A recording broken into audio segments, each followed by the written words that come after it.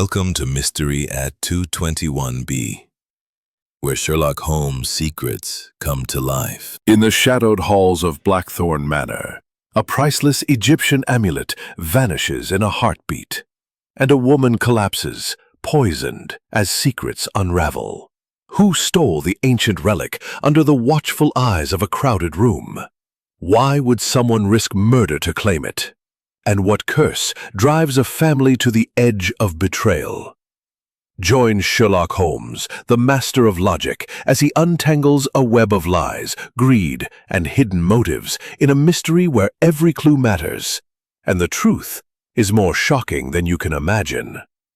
Dive into the mystery of the Stolen Amulet, a tale of suspense that will keep you guessing until the final, breathtaking reveal.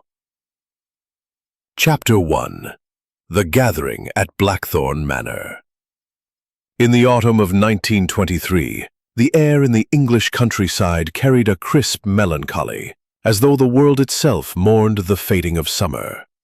Blackthorn Manor, a grand yet somber estate nestled in the rolling hills of Kent, stood as a monument to both opulence and secrets. Its ivy-clad walls and towering gables loomed over the surrounding meadows, and its windows, like watchful eyes, gleamed faintly in the twilight. The manor was the ancestral home of the Haverford family, whose lineage was as tangled as the ancient oaks that lined its drive. On this particular evening, the house was alive with the murmur of voices, the clink of crystal, and the faint strains of a gramophone, for a gathering of considerable note was underway. Captain Arthur Hastings, ever the loyal companion to the inimitable Sherlock Holmes, found himself seated in the manor's drawing room, his attention divided between the elegance of his surroundings and the peculiar undercurrent of tension among the guests. Hastings, with his soldierly bearing and earnest demeanor, was not a man prone to flights of fancy, yet he could not shake the sense that something was amiss. The occasion was the unveiling of the Haverford Amulet, a priceless artifact said to be of ancient Egyptian origin, its golden surface etched with hieroglyphs that whispered of forgotten pharaohs and forbidden rites. The amulet, long a treasure of the Haverford family, was to be displayed for one night only before its donation to the British Museum, a gesture orchestrated by the family's patriarch, Sir Reginald Haverford. Sir Reginald, a man of 60 with a hawkish face and piercing blue eyes, presided over the gathering with a mixture of pride and unease. His wife, Lady Margaret, a frail woman whose beauty had been softened by years of ill health, sat beside him, her hands clasped tightly in her lap. Their daughter, Miss Clara Haverford, a striking young woman of 25 with auburn hair and a defiant glint in her eye, moved among the guests with practiced grace, though Hastings noted a certain restlessness in her manner. Also present were Sir Reginald's younger brother, Mr. Edmund Haverford, a man of belied a sharp intelligence, Mrs. Beatrice Langley, a widowed cousin whose sharp tongue was matched only by her sharper wit, and Mr. Victor Crane, a dashing archaeologist who had recently returned from Egypt and whose presence seemed to unsettle the room. The drawing room itself was a study in grandeur, its walls adorned with portraits of Haverford's past, their stern gazes seeming to judge the present company. A fire roared in the hearth, casting flickering shadows across the polished mahogany furniture and the intricate Persian rug. At the center of the room, on a velvet-draped pedestal, rested the Haverford Amulet, its golden surface catching the firelight and casting an almost hypnotic glow. The guests, some 20 in number, sipped champagne and exchanged pleasantries, but Hastings could not help but notice the sidelong glances directed at the amulet, as though each person harbored some private thought about its significance. "It is a remarkable piece, is it not, Hastings?" remarked Sherlock Holmes, his voice low and precise, as he appeared at Hastings' side. The detective, with his neatly combed hair, immaculate evening attire, and those distinctive grey eyes, that seemed to see through the very soul of a man, had arrived at Blackthorn Manor only hours before, invited by Sir Reginald himself to witness the unveiling. Holmes, ever the fastidious observer, had been studying the room with an intensity that Hastings knew all too well. "Indeed, Holmes," Hastings replied, his voice tinged with admiration. "But I must confess, there's something about this gathering that sets my nerves on edge. Everyone seems watchful." Holmes' lips curved into the faintest of smiles. "You are not mistaken, my dear Hastings. The human heart is a labyrinth, and tonight, I suspect, we are surrounded by many such labyrinths, each with its own secrets. Observe, for instance, the way Miss Clara Haverford avoids her father's gaze, or how Mr. Crane's hand lingers near the amulet when he thinks no one is watching. And note, too, the curious absence of Mr. Edmund's usual loquacity. Something's brewing, Hastings, and we must be ready to discern its nature." The evening progressed with a veneer of civility. Sir Reginald rose to address the guests, his voice resonant with authority as he recounted the amulet's history. A tale of ancient curses, colonial expeditions, and family pride. He spoke of its imminent donation to the British Museum as a gesture of goodwill, though Hastings detected a trace of reluctance in his tone. Lady Margaret, pale and silent, seemed to shrink further into her chair, while Clara's eyes darted towards the amulet with an expression that Hastings could not quite decipher. Was it longing, fear, or something else entirely? As the clock moved, Holmes, however, lingered near the amulet, his fingers steepled beneath his chin as he examined it with an intensity that bordered on reverence. Hastings, sensing his friend's preoccupation, joined him. "What is it, Holmes?" he asked quietly. "Do you suspect some mischief?" Holmes' eyes gleamed. "Mischief, Hastings? No. I suspect something far more deliberate. The amulet is not merely a relic, it is a catalyst. Its presence here tonight has stirred emotions that have long been dormant, greed, envy, perhaps even vengeance. We must watch closely, for I fear the evening will not end as peacefully as it began." No sooner had Holmes spoken than a piercing scream shattered the air. The guests froze, their faces a tableau of shock and confusion. The sound had come from the direction of the dining hall, and without a moment's hesitation, Holmes strode towards it, Hastings close behind. They entered to find Lady Margaret slumped in her chair, her face ashen, her hands clutching at her throat. Dr. Grayson was already at her side, his medical bag open as he administered aid, but it was clear to all that something was gravely wrong. "She's been poisoned!" Dr. Grayson exclaimed, his voice trembling with urgency. "I recognize the symptoms. Cyanide, I'd wager. Someone fetch an antidote, quickly!" The room erupted into chaos. Clara rushed to her mother's side, her composure shattered, while Sir Reginald stood frozen, his face a mask of disbelief. Mr. Crane, pale and wide-eyed, backed away from the table, and Mrs. Langley let out a theatrical gasp. Holmes, however, remained calm, his eyes scanning the room with a precision that Hastings knew meant he was already cataloguing every detail. The placement of the glasses, the expressions of the guests, the faint scent of almonds in the air. "Hastings," Holmes murmured, his voice steady, "note the time. It is precisely 9:15, and observe the amulet. It is no longer on its pedestal." Hastings' heart sank as he followed Holmes' gaze. The velvet-draped pedestal was empty, the Haverford amulet gone. The room, now a scene of panic and confusion, seemed to close in around them, its walls whispering of secrets yet to be uncovered. Lady Margaret's condition worsened, her breathing shallow, and as Dr. Grayson fought to save her, Holmes's expression hardened. "The game is afoot, Hastings," he said softly, his voice carrying the weight of certainty. "A theft and a poisoning in the same breath, this is no mere coincidence.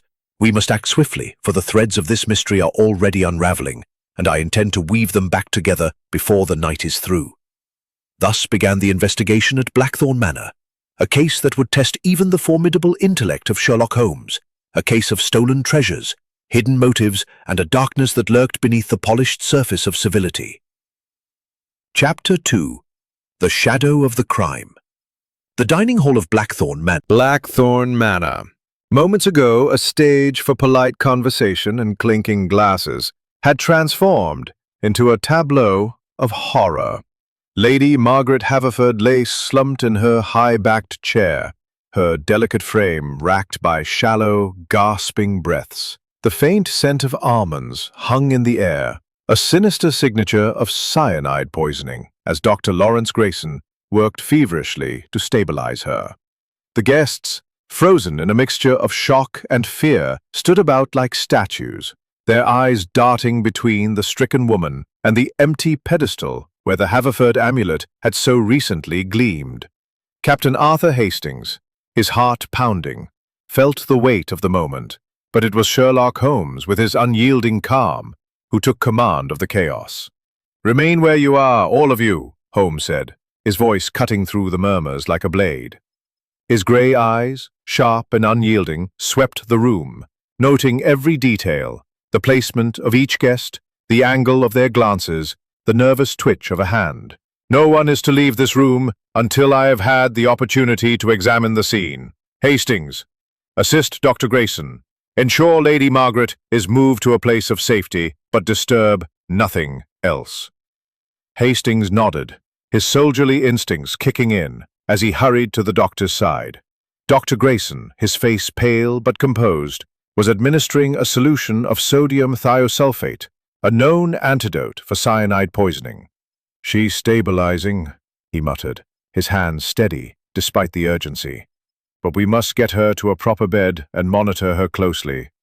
The dose was small, thank heaven, or she'd already be gone. With the help of Mr. Simmons, the butler, Hastings and Dr. Grayson carefully lifted Lady Margaret and carried her to a nearby sitting room, where she was laid upon a chaise longue. Clara Haverford followed, her face streaked with tears, clutching her mother's hand as though to anchor her to life. Sir Reginald, his authoritative demeanour shattered, hovered nearby, his eyes hollow with shock. "Who could have done this?" he whispered, more to himself than to anyone present. "And the amulet, stolen in the midst of this." Holmes, meanwhile, had returned to the dining hall, where the remaining guests stood in uneasy clusters. The absence of the amulet was now the subject of hushed speculation, each whispered theory laced with suspicion. Mr. Victor Crane, the archaeologist, stood near the pedestal, his hands thrust into his pockets, his expression one of studied nonchalance that did little to mask his unease. Mrs. Beatrice Langley, her sharp eyes darting about, murmured something to Mr. Edmund Haverford, who adjusted his spectacles nervously and avoided her gaze. The other guests, local gentry, a few distant relatives, and a nervous young curate named Mr. Phillips, shifted uncomfortably, as though the very air pressed against them.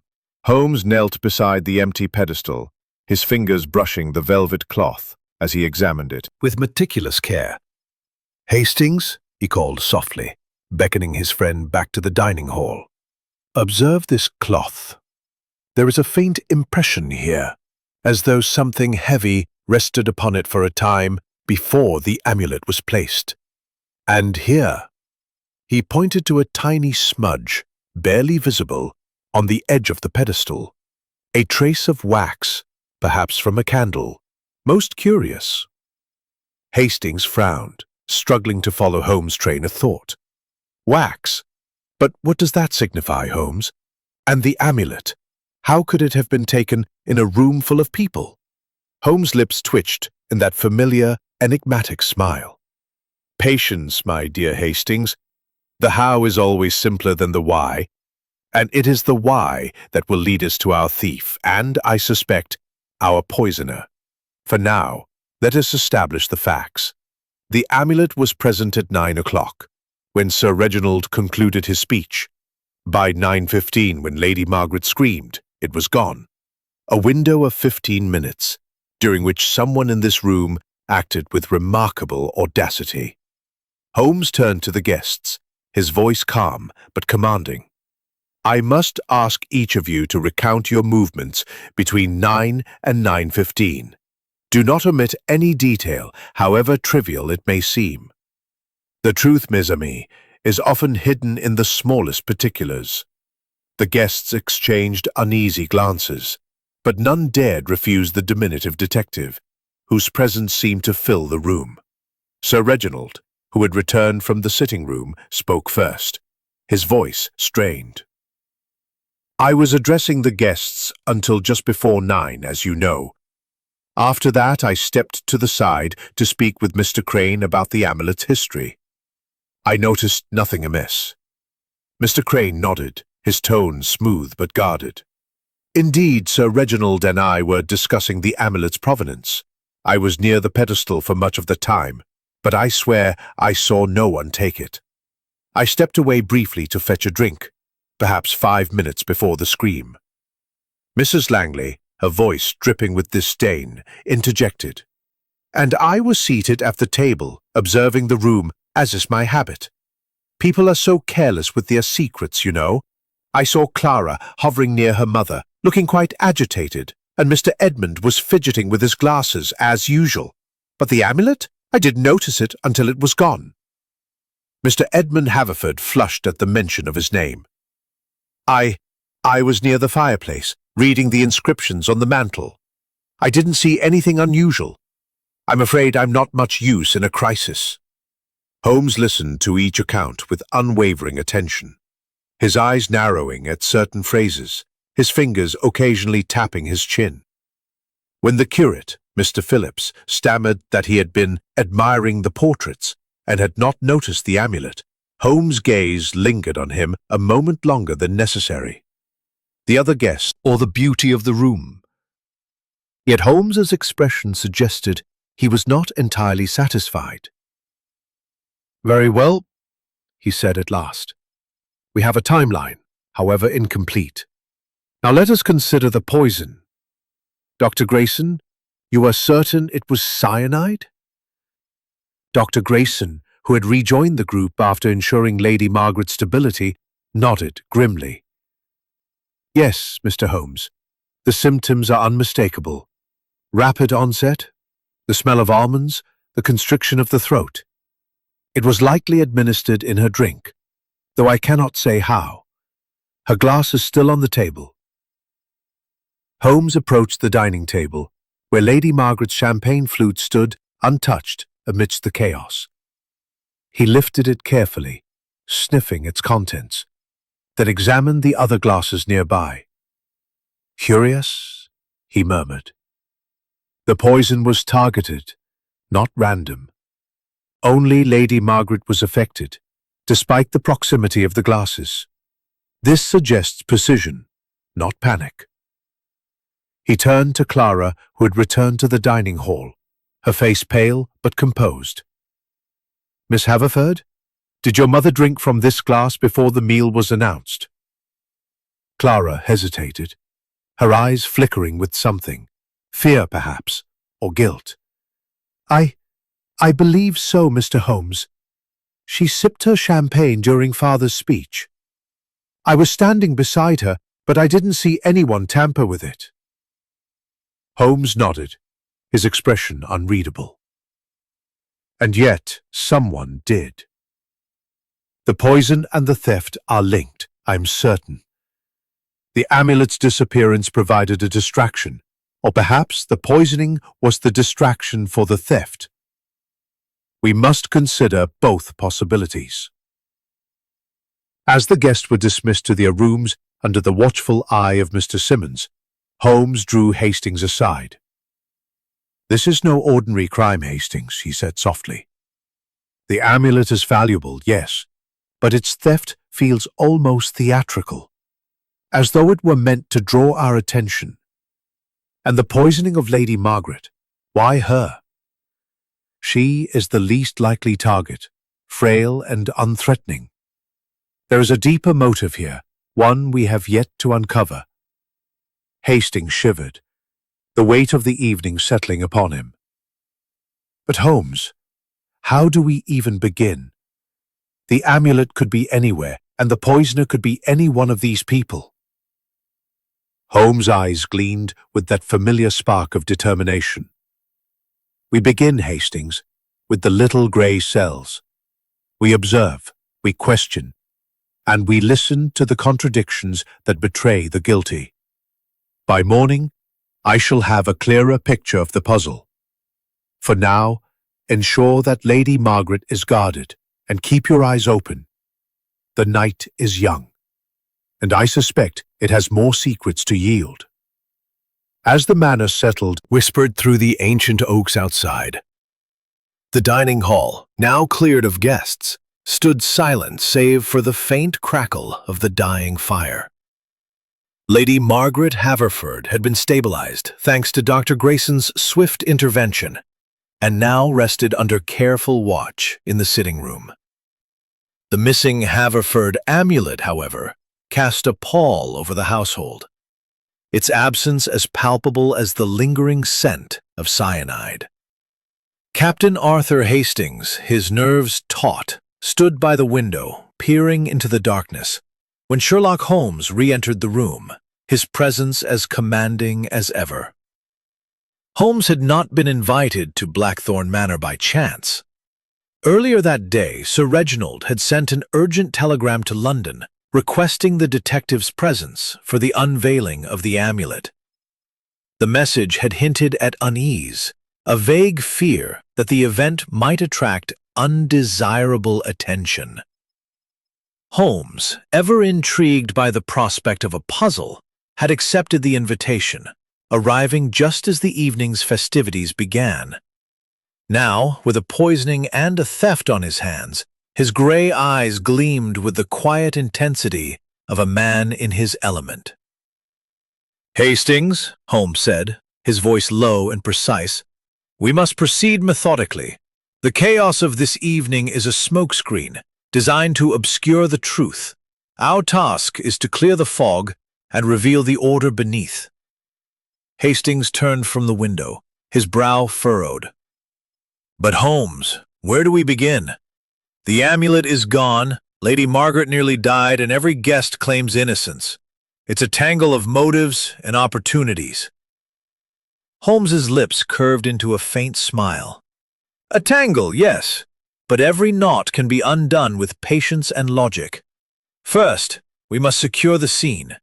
The dining hall is our primary stage, and I wish to examine it before the servants, however well-meaning, disturb the evidence."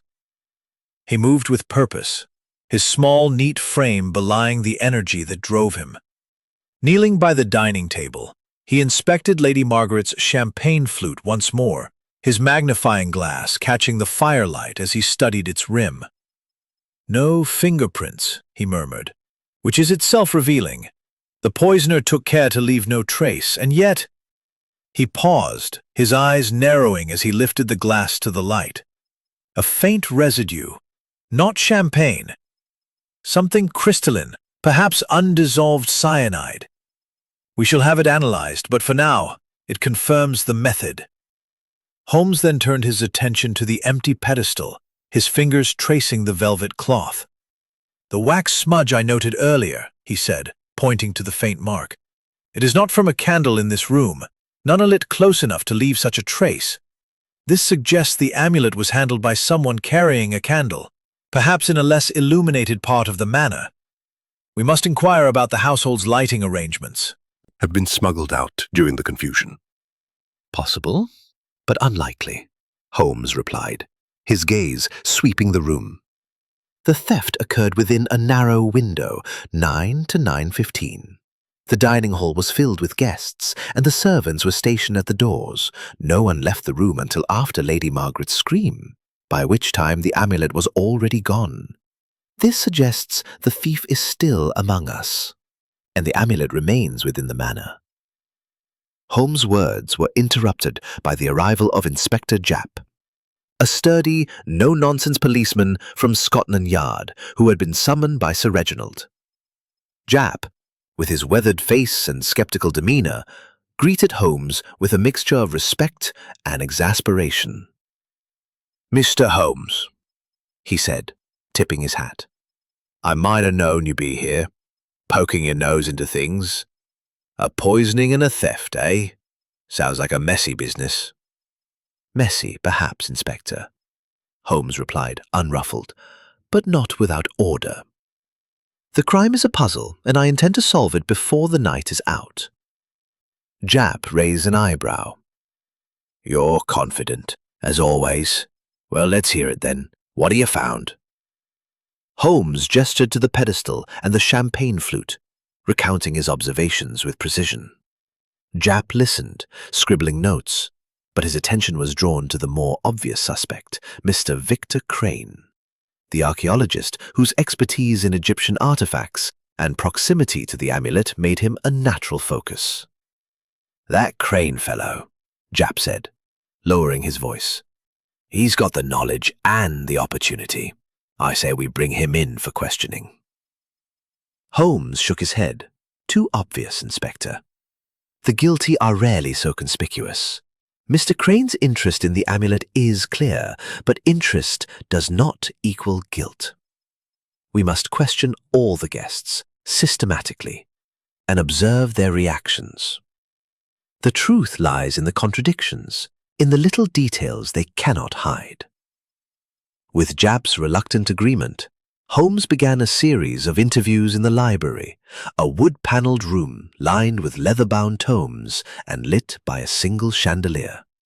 The guests were summoned one by one, each entering with a mixture of apprehension and defiance. Holmes sat behind a heavy oak desk, his fingers steepled, his eyes piercing as he posed his questions with surgical precision. First came Sir Reginald, his face still pale from the evening's events. Mr. Holmes, he said, his voice strained. I cannot fathom who would do this. The amulet is priceless, yes, but to poison my wife, it's monstrous. Holmes leaned forward, his tone gentle but probing. Sir Reginald, you mentioned in your telegram a fear of undesirable attention. What precisely did you mean? Sir Reginald hesitated, his fingers tightening around his cane. There received anonymous letters warning me to keep it hidden. I thought it prudent to have you here, Mr. Holmes, as a precaution. Holmes nodded, his expression unreadable. And these letters, do you have them? They were destroyed, Sir Reginald admitted. I thought them the work of a crank. Now, I wonder. Next was Clara Haverford, her auburn hair slightly dishevelled, her eyes red from crying. My mother is resting, Mr. Holmes, she said, her voice trembling. Dr. Grayson says she'll recover, but I can't bear to think of who would do this to her. Holmes studied her closely. Miss Haverford, you were near your mother during your father's speech. Did you notice anyone approach her glass? Or perhaps offer her a drink? Clara shook her head, but her hands twisted in her lap.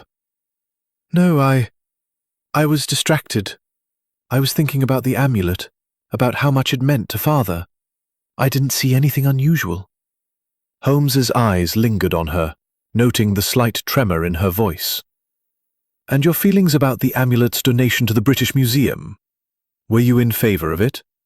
Clara's gaze faltered. I thought it should stay with the family. It's our heritage. But Father was determined. The interviews continued, each guest offering a carefully curated version of events.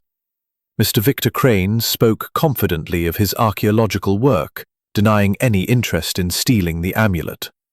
Mrs. Beatrice Langley was sharp-tongued, hinting at family tensions but offering no concrete evidence. Mr. Edmund Haverford stammered through his account, claiming to have been too absorbed in the mantle's inscriptions to notice anything. The curate, Mr. Phillips, was nervous, his answers vague, and Holmes noted his frequent glances toward the door. As the interviews concluded, Holmes drew Hastings and Japp aside. The pieces are falling into place, he said softly. Each guest has a motive, however subtle. Sir Reginald fears the amulet's curse. Clara resents its loss.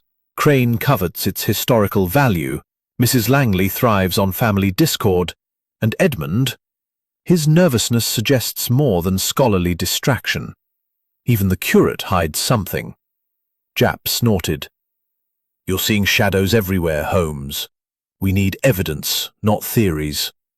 Holmes smiled faintly. The evidence is there, Inspector, in the pauses, the glances, the inconsistencies.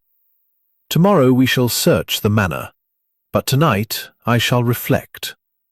The little grey cells, they are already at work. As the household retired, uneasy and watchful, Hastings felt the weight of the mystery deepen. Holmes, however, seemed almost serene, his mind a crucible where the chaos of the evening was being forged into clarity. The game, as he said, was afoot, and Blackthorn Manor held flaws. The events of the previous evening hung over the household like a storm cloud, and the air was thick with suspicion. Lady Margaret Haverford, mercifully recovering under Dr. Grayson's care, remained confined to her room, a survival, a small beacon of hope amidst the darkness of the crime. The Haverford amulet, however, remained missing, its absence a silent accusation against every soul in the manor. Captain Arthur Hastings, bleary-eyed from a restless night, found himself in the library, where Sherlock Holmes sat in a high-backed chair, his fingers steepled, his grey eyes fixed on some invisible point. Holmes had been awake for hours, his mind a whirl of calculations. The library, with its towering shelves and faint scent of old leather, was his chosen sanctuary for reflection. A tray of untouched tea sat beside him, a testament to his absorption. Hastings, ever loyal but increasingly bewildered, cleared his throat. "Holmes, have you slept at all? You've been at it since we left the interviews last night." "Sleep, Hastings, is a luxury for those unburdened by mystery," Holmes replied, his voice crisp despite the hour. "The little grey cells require no rest when the truth is within reach. Sit, my friend, and let us review the threads of this affair." Hastings obeyed, settling into a chair opposite Holmes. The library's silence was oppressive, broken only by the distant ticking of a grandfather clock. "The amulet and the poisoning," Hastings began. "You're certain they're connected?" Holmes nodded, his eyes gleaming. "Certain, Hastings. The theft was no opportunist's whim. It was planned, executed with precision in the chaos of Lady Margaret's collapse. The poison, too, was deliberate, targeted, not random. Our task is to discern the motive that binds these acts. To do so, we must question further and observe more closely." Their conversation was interrupted by the arrival of Inspector Japp, his face flushed from a morning spent organizing his constables. "Morning, Holmes," he said gruffly, adjusting his hat. "I've got men searching the grounds, though I doubt that Amulet's been spirited away yet. Too risky with all of us here. What's your plan?" "My plan, Inspector, is to penetrate the masks worn by our suspects," Holmes replied. "Each guest has offered a version of the truth, but versions are not facts. Today, we shall probe deeper, and I shall begin with the household itself. Mr. Simmons, the butler, has been conspicuously silent. His position affords him access to every corner of this manor, and I wish to know what he has seen." Japp raised an eyebrow. "The butler? You think he's mixed up in this?" "I think nothing, Inspector," Holmes said, rising with a fluid motion. "I observe, I question, and I deduce. Come, let us find Mr. Simmons." The butler was located in the servants' hall, overseeing the preparation of breakfast with his usual stoic efficiency. Simmons was a tall, gaunt man of middle age, his face a mask of professional neutrality. When Holmes requested a private word, he inclined his head and led them to a small antechamber off the kitchen. "Mr. Simmons," Holmes began, his tone polite but firm, "you were present throughout the evening. Your duties place you in a unique position to observe the guests. Tell me, what did you see between 9 and 9:15, when the amulet vanished and Lady Margaret was poisoned?" Simmons' expression remained impassive, those hands clasped tightly behind his back. "I was stationed at the dining hall door, sir, ensuring the guests were attended to. I saw Sir Reginald speaking with Mr. Crane, Miss Clara near her mother, and Mrs. Langley seated at the table. I noticed nothing unusual until Lady Margaret's scream. Holmes's eyes narrowed. Nothing unusual? A priceless artifact was stolen under your nose and a woman was poisoned. Surely something caught your attention? A guest out of place? A movement near the pedestal? Simmons hesitated, his gaze flickering briefly. There was one thing, sir. Just before the scream, I saw Mr. Edmund Haverford step towards the pedestal. He seemed to be examining the amulet, but he quickly returned to the fireplace when Miss Clara called to him. Holmes's lips twitched. Most interesting. And the champagne glasses, did you handle them yourself? I poured the champagne earlier, sir, and distributed the glasses. I did not touch them after they were placed on the table. Holmes nodded, dismissing Simmons with a wave.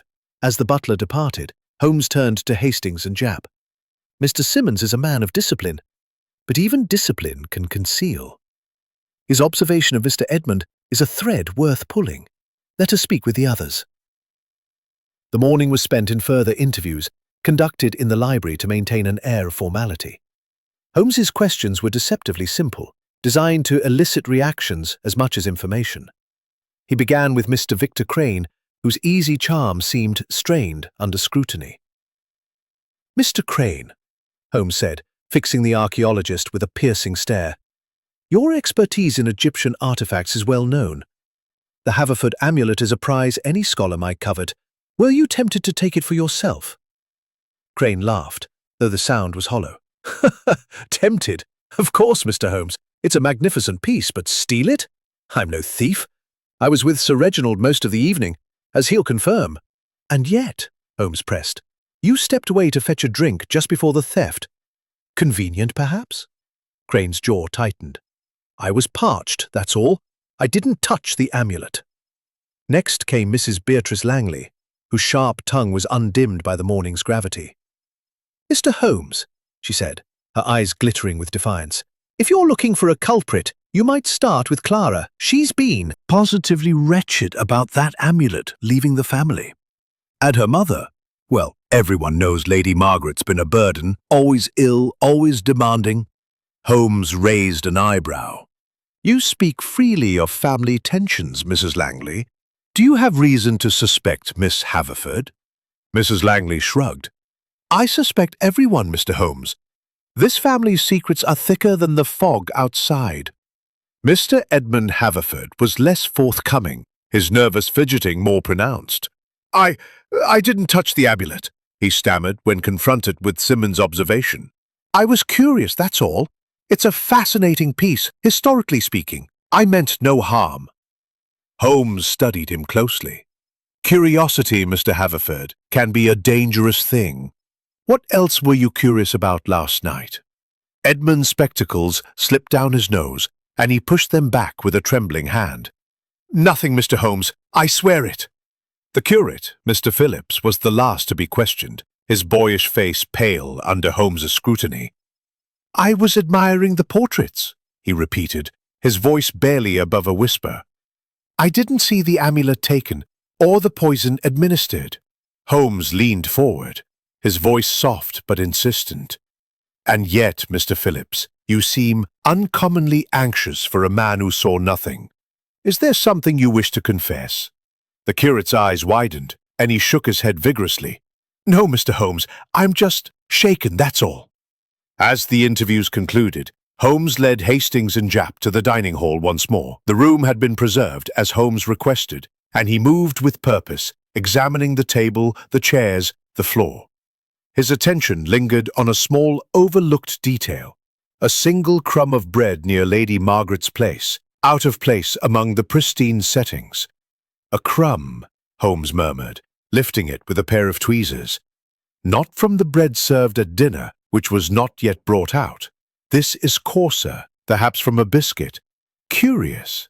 Hastings frowned. A biscuit crumb? What does it mean, Holmes? It means, Hastings, that someone was eating in this room before the meal was announced, and they were careless. We must inquire about the servants' movements and whether any guest was seen with food. Every detail, however small, is a piece of the puzzle. As they left the dining hall, Holmes's expression was one of quiet determination. The net is tightening, my friends. The amulet is still within these walls, and the poisoner's hand is not far. We shall search the manor this afternoon, but first, I must reflect. The little grey cells are whispering, Hastings, and they tell me we are closer to the truth than our suspects realize.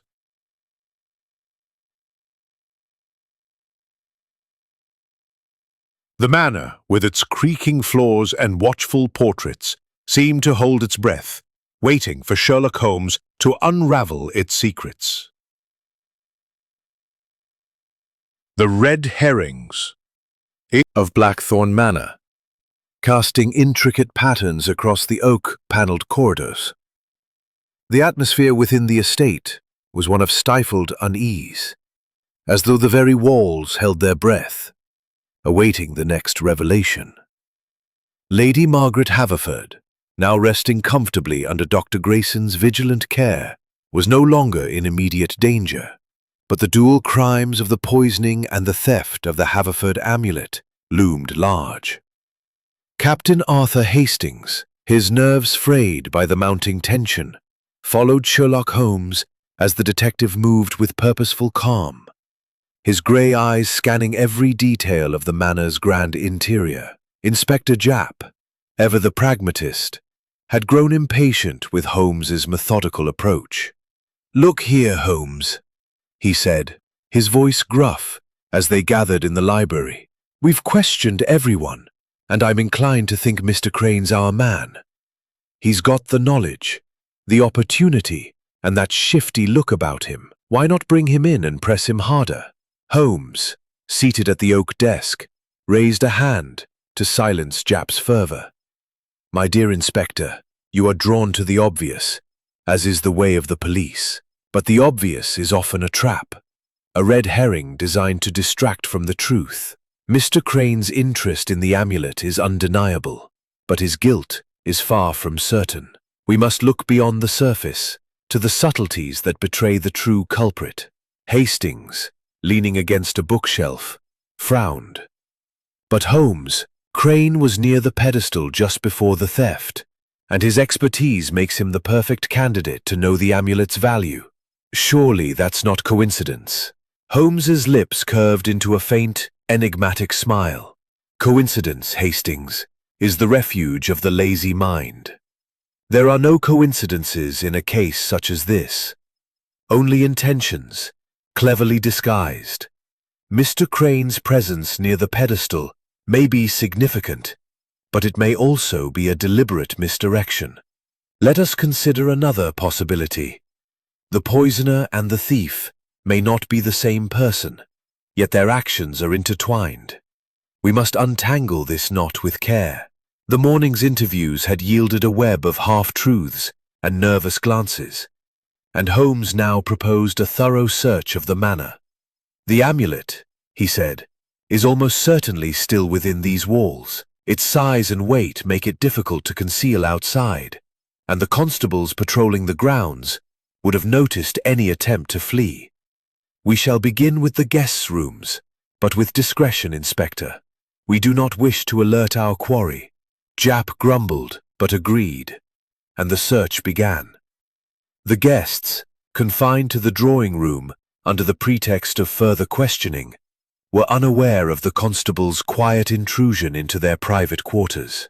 Holmes, Hastings, and Japp oversaw the operation, moving from room to room with even the linings of luggage. In Mr. Victor Crane's room, they found a notebook filled with detailed sketches of Egyptian artifacts, including a remarkably accurate rendering of the Haverford amulet. Japp seized upon it, his eyes gleaming. "Here's our proof, Holmes. He's been planning this for weeks." Holmes, however, was unmoved. "A scholar's notes, Inspector, not a confession. Mr. Crane's profession demands such records. It proves interest, not guilt." He turned the pages carefully, noting a faint pencil mark. a smudged hieroglyph that matched one on the amulet. "Interesting," he murmured, "but not conclusive." In Clara Haverford's room, they discovered a locked diary, which Holmes opened with a deft twist of a paperclip. Its pages revealed a young woman tormented by family pressures, her father's insistence on donating the amulet, a mother's fragile health, and a cryptic reference to a promise I cannot break. Holmes read the passage aloud, his voice soft. "Miss Haverford is hiding something, Hastings, but it is not necessarily the amulet. Her emotions are genuine, yet guarded." Mrs. Beatrice Langley's room yielded a collection of sharp-tongued letters, some hinting at financial disputes with Sir Reginald over family inheritances. Mr. Edmund Haverford's quarters were cluttered with academic papers, including a treatise on ancient curses that mentioned the amulet's supposed powers. The curate, Mr. Phillips, had little of note save a worn Bible and a nervous letter to his bishop, requesting guidance in a time of moral trial. The search, though thorough, uncovered no trace of the amulet itself. Holmes, undeterred, led Hastings and Japp to the servants' quarters, where Mr. Simmons' Spartan room offered little insight, save for a neatly folded newspaper dated the previous week, open to an article about the amulet's upcoming donation. "Curious," Holmes remarked, "that a butler should take such interest in the family's affairs." As they returned to the library, Japp's frustration boiled over. "We're chasing shadows, Holmes. Crane's our man, I tell you. Those sketches are damning, and he had the chance to slip cyanide into Lady Margaret's glass." Holmes shook his head. "You see, Inspector, but you do not observe. The sketches are the work of a meticulous mind, not a desperate one. And the poison, administered in a crowded room, yet affecting only Lady Margaret, suggests a precision that Mr. Crane, with his flamboyant demeanour, may lack. No, we must look elsewhere." Holmes's attention turned to a small detail from the dining hall, one he had noted earlier, but not yet pursued: the crumb of coarse bread near Lady Margaret's place. And no food was served beforehand. The kitchen staff can confirm this. Holmes nodded, his eyes narrowing. And yet, a crumb was found at the table near Lady Margaret's glass. Most curious. Tell me, did any guest request food earlier in the evening? Simmons hesitated, a flicker of unease crossing his face. "Miss Clara did ask for a biscuit earlier, sir, for her mother. She said Lady Margaret felt faint and needed something to settle her stomach. I brought a plain biscuit from the pantry at around 8:30. Holmes' expression sharpened. "And where was this biscuit consumed?" "In the drawing room, sir, before the guests moved to the dining hall." Holmes dismissed Simmons, turning to Hastings and Japp with a gleam in his eye. "A biscuit consumed in the drawing room, yet a crumb appears in the dining hall. This is no accident, Hastings. Someone carried that crumb, perhaps unwittingly, to the scene of the crime, and Miss Clara's request for it suggests a deeper involvement." Japp scoffed. "A crumb, Holmes? You're building a case on a crumb?" "Not a case, Inspector. A clue," Holmes replied. "The crumb is a thread, and threads lead to patterns.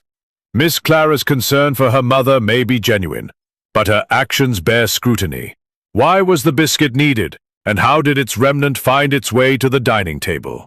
As the afternoon waned, Holmes proposed a walk through the manor's less public spaces, the attics, the cellars, the narrow corridors used by the servants. "The amulet is hidden," he said, "and the hiding place will reflect the mind of the thief. We must think as they do." The search of the attic revealed dusty trunks and forgotten relics, but no amulet. The cellar, damp and shadowed, held barrels of wine and sacks of grain, but nothing more. Yet, in a narrow passageway behind the dining hall, Holmes paused, his attention caught by a faint scratch on the baseboard. Kneeling, he examined it closely, his magnifying glass glinting. "A mark, fresh and deliberate," he said. "Something was dragged here, perhaps a box or a bag. We are close, Hastings. Very close." As they returned to the library, Holmes' demeanor was one of quiet confidence. "The red herrings multiply, but they cannot obscure the truth forever. Mr. Crane's sketches, Miss Clara's diary, the crumb, the scratch, all are pieces of the puzzle. Tonight, we shall dine with the guests, and I shall observe them closely. The guilty will betray themselves, for no one can hide from the little grey cells." Hastings felt a shiver of anticipation. The manor, with its secrets and shadows, was a stage, and Sherlock Holmes was its master director, ready to unveil the truth behind the curtain of deception. Chapter 6. A Clue in Detail. The twilight settled over Blackthorn Manor, its gabled silhouette stark against the deepening sky. Within, the atmosphere was taut, each guest moving with who knows they are watched. The Haverford amulet remained missing, and the poisoning of Lady Margaret Haverford lingered like a spectre, its implications casting suspicion on every face. Captain Arthur Hastings, ever the faithful observer, felt the weight of the mystery pressing upon him. Yet Sherlock Holmes, with his unerring calm, seemed to draw energy from the very complexity of the case. The detective's grey eyes, sharp as ever, missed nothing as he prepared for the evening's dinner, a gathering he insisted upon despite the protests of Sir Reginald and the unease of the guests. "The dinner table, Hastings," Holmes remarked as they stood in the library, "is a theatre of human nature. Under the guise of civility, secrets are betrayed. In a glance, a hesitation, a too careful word. Tonight, we shall observe, and the little grey cells will discern the truth hidden in plain sight."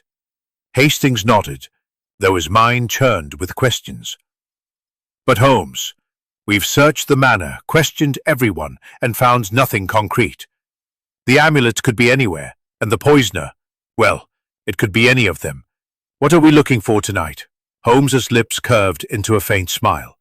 "We look for the detail, Hastings, the small, overlooked inconsistency that unravels the tapestry of deceit.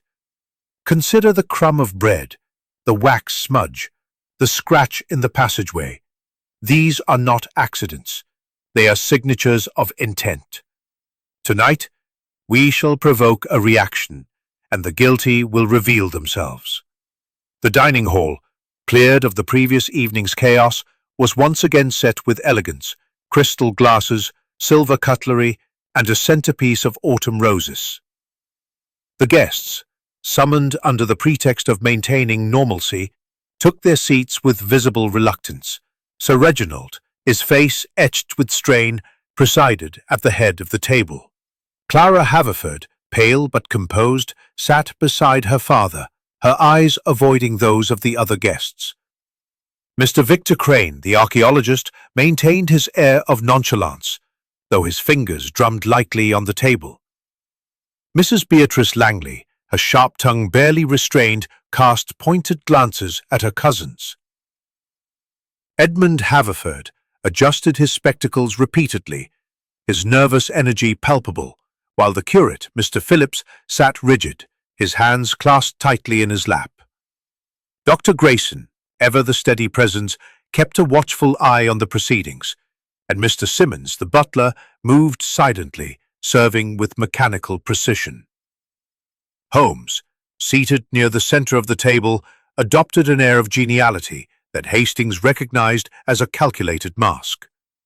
"My friends," he began, raising his glass, "we gather tonight under the shadow of a great misfortune. Yet, I'm confident that the Haverford amulet will be recovered and the truth behind Lady Margaret's ordeal revealed." To that end, betrayed varying degrees of discomfort. Holmes sipped his wine, his eyes darting from face to face, cataloguing every reaction. As the first course, a delicate consommé, was served, he steered the conversation with subtle precision, probing the events of the previous evening. "Miss Haverford," he said, turning to Clara, You mentioned last night that you were distracted during your father's speech. Might I ask what occupied your thoughts?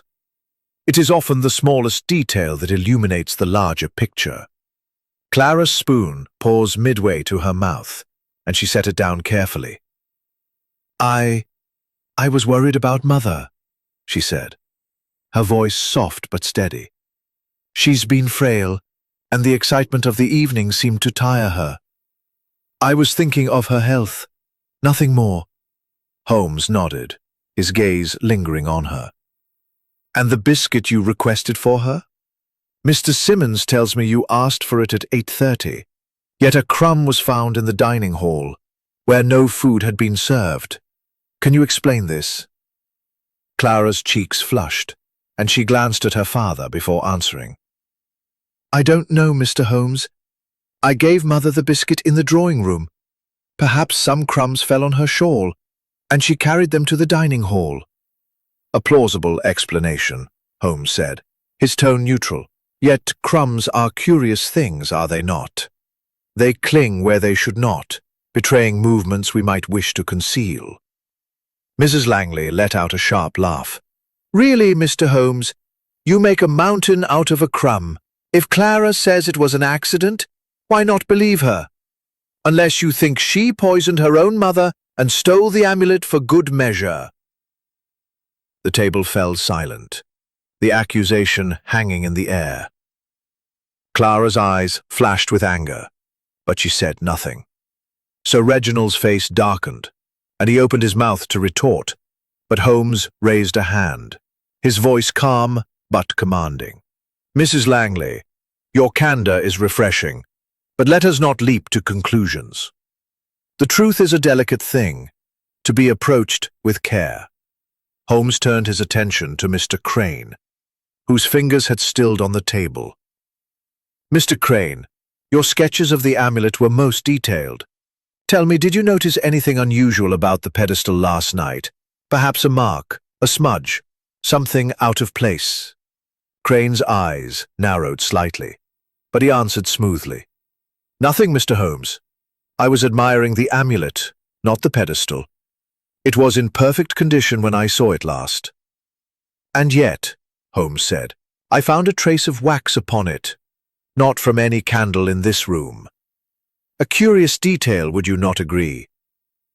Crane's smile faltered, but he recovered quickly. Curious, perhaps, but I know nothing of it.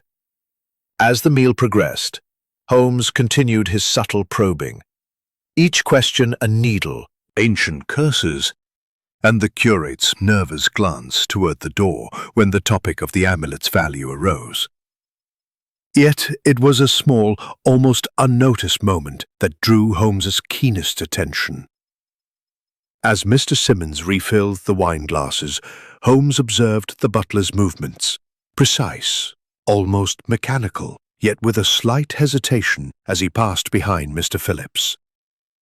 The curate, unaware of the scrutiny, reached for his glass and in doing so knocked a spoon to the floor.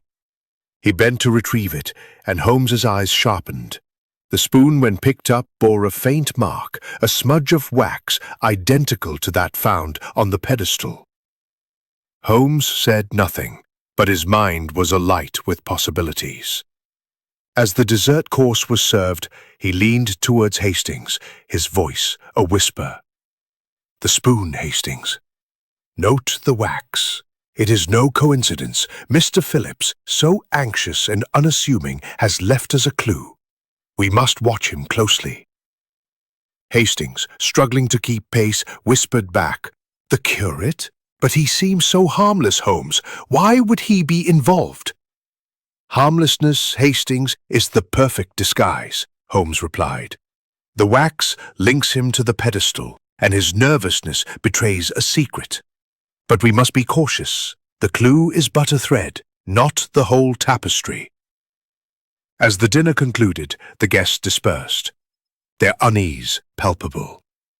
Holmes, however, remained in the dining hall, examining the spoon with his magnifying glass. The wax is recent, he murmured, and matches the smudge on the pedestal. It suggests a candle was used in the theft, perhaps to light a dark corner of the manor. We must search the passages again, Hastings, and we must do so tonight. With Japp reluctantly in tow, Holmes led the way to the narrow passageway behind the dining hall, where the scratch on the baseboard had caught his attention earlier. Under the flicker of a lantern, he knelt, his fingers tracing the mark. "The scratch is deeper than I first thought," he said. "Something was hidden here, briefly, before being moved. The amulet, perhaps, or a tool used in its theft." As they returned to the library, Holmes's expression was one of quiet triumph. "The puzzle takes shape, Hastings. The wax, the crumb, the scratch, these are the details that will lead us to the truth. Tomorrow we shall tighten the net, but tonight we watch and wait. The guilty are growing careless, and the little grey cells are never idle." The manor, with its secrets locked tight, seemed to pulse with anticipation as Sherlock Holmes drew ever closer to the heart of the mystery. Chapter 7. More Lies Surface.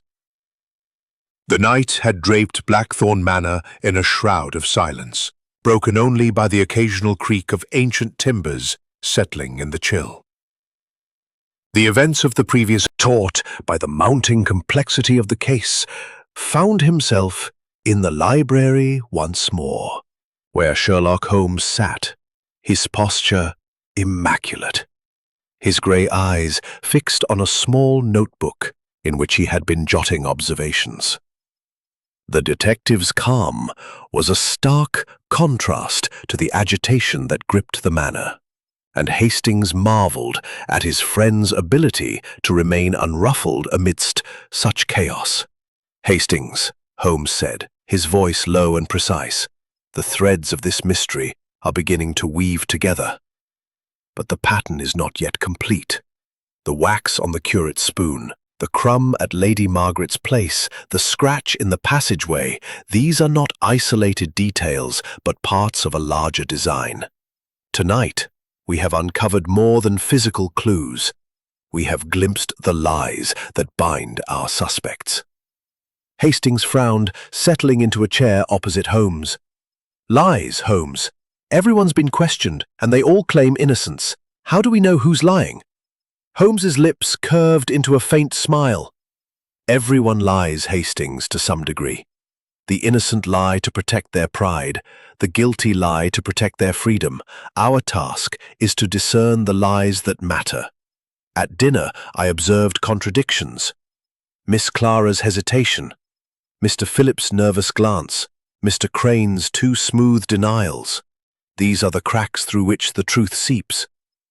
Their conversation was interrupted by a soft knock at the library door. Mr. Simmons, the butler, entered, his face as impassive as ever. "Mr. Holmes, Sir Reginald requests your presence in the drawing-room. He wishes to discuss the investigation and certain family matters." Holmes raised an eyebrow, closing his notebook with a deliberate snap. "Family matters, you say? Most intriguing. Come, Hastings, let us see what new secrets the Haverfords are ready to unveil." The drawing-room was dimly lit, the fire casting flickering shadows across the portraits of stern-faced ancestors. Sir Reginald stood by the hearth, his expression a mixture of resolve and exhaustion. Clara sat nearby, her hands clasped tightly, while Lady Margaret, now recovered enough to join them, reclined on a chaise longue, her face pale but composed. Dr. Grayson stood attentively at her side, his medical bag close at hand. The other guests were absent, giving the meeting an air of private urgency. "Mr. Holmes," Sir Reginald began, his voice heavy, "I owe you an apology for withholding certain information. The events of last night have forced me to reconsider what must be shared. The amulet's history is complicated, and I fear it may have a bearing on this crime." Holmes leaned forward, his eyes gleaming with interest. "Proceed, Sir Reginald. The truth, however painful, is the foundation of justice." The 1830s. It was said to carry a curse, a warning that misfortune would befall those who disturbed its rest. I dismissed it as superstition, but there have been incidents, accidents, illnesses, financial troubles that have plagued our family since.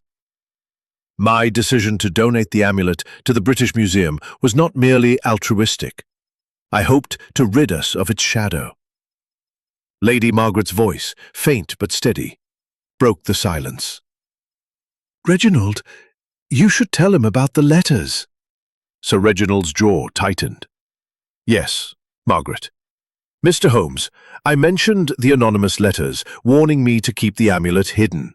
There was another detail I omitted. The most recent letter, received 3 days ago, threatened harm to my family if the amulet was displayed. I thought it a prank, but now—" His voice trailed off, his eyes haunted. Holmes' expression remained impassive, but his mind was clearly at work. "And these letters, Sir Reginald? Do you still have the most recent one?" Sir Reginald produced a folded piece of paper from his pocket, handing it to Holmes with a trembling hand. The detective unfolded it, his eyes scanning the scrawled text. "Keep the amulet hidden, or your blood will pay the price." The handwriting was uneven, the ink smudged, suggesting haste or agitation. Holmes held it to the light, noting the paper's quality and the faint scent of tobacco clinging to it. "Most revealing," Holmes murmured. "The writer is someone with access to this household, or at least to its secrets. The tobacco scent is distinctive, Turkish, I believe, not commonly used here. We shall keep this in mind." Clara, who had been silent, spoke up, her voice sharp with emotion. "Mr. Holmes, you must understand. Father's decision to donate the amulet was tearing us apart. Mother was against it, I was against it. It's our heritage, not some museum piece. But I didn't steal it, and I certainly didn't poison Mother." Holmes studied her, his gaze penetrating. "Your passion is noted, Miss Haverford, but passion can cloud judgment. The biscuit you requested for your mother, did you handle it yourself?" Clara's eyes widened, then narrowed. "I gave it to her, yes. Mr. Simmons brought it from the pantry. Are you suggesting I poisoned my own mother?" "Not suggesting, Miss Haverford. Inquiring," Holmes replied smoothly. "The crumb found in the dining hall suggests a connection, however unintended. We must explore every possibility." Lady Margaret reached for her daughter's hand, her voice soft but firm. "Clara is devoted to me, Mr. Holmes. She would never harm me, but I confess I felt uneasy last night. I sipped my champagne and moments later my throat began to burn. I don't know how it happened." Holmes nodded, his fingers steepled. "The poison was administered with precision, Lady Margaret." "Grayson, you examined the glass. Did you notice anything unusual beyond the cyanide residue?" Dr. Grayson, who had been listening intently, shook his head. "Nothing, Mr. Holmes. The glass appeared normal, save for the faint crystalline residue you noted. I've sent a sample to a chemist for analysis, but results will take time." Holmes turned back to Sir Reginald. "And the amulet's curse, did any of the guests express particular interest in it beyond Mr. Crane's professional curiosity?" Sir Reginald hesitated.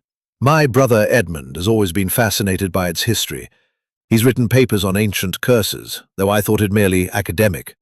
And Mrs. Langley, she's made no secret of her belief that the amulet should remain with the family, though her motives are less than pure." Holmes' eyes gleamed. "Motives, Sir Reginald, are the heart of this matter. Greed, fear, resentment, all are present in this house. We shall speak with Mr. Edmund and Mrs. Langley again, but first I must examine the passageway behind the dining hall more closely. The scratch we found suggests a hiding place, however temporary." As they left the drawing room, Holmes drew Hastings aside. "The lies are multiplying, Hastings," he said softly.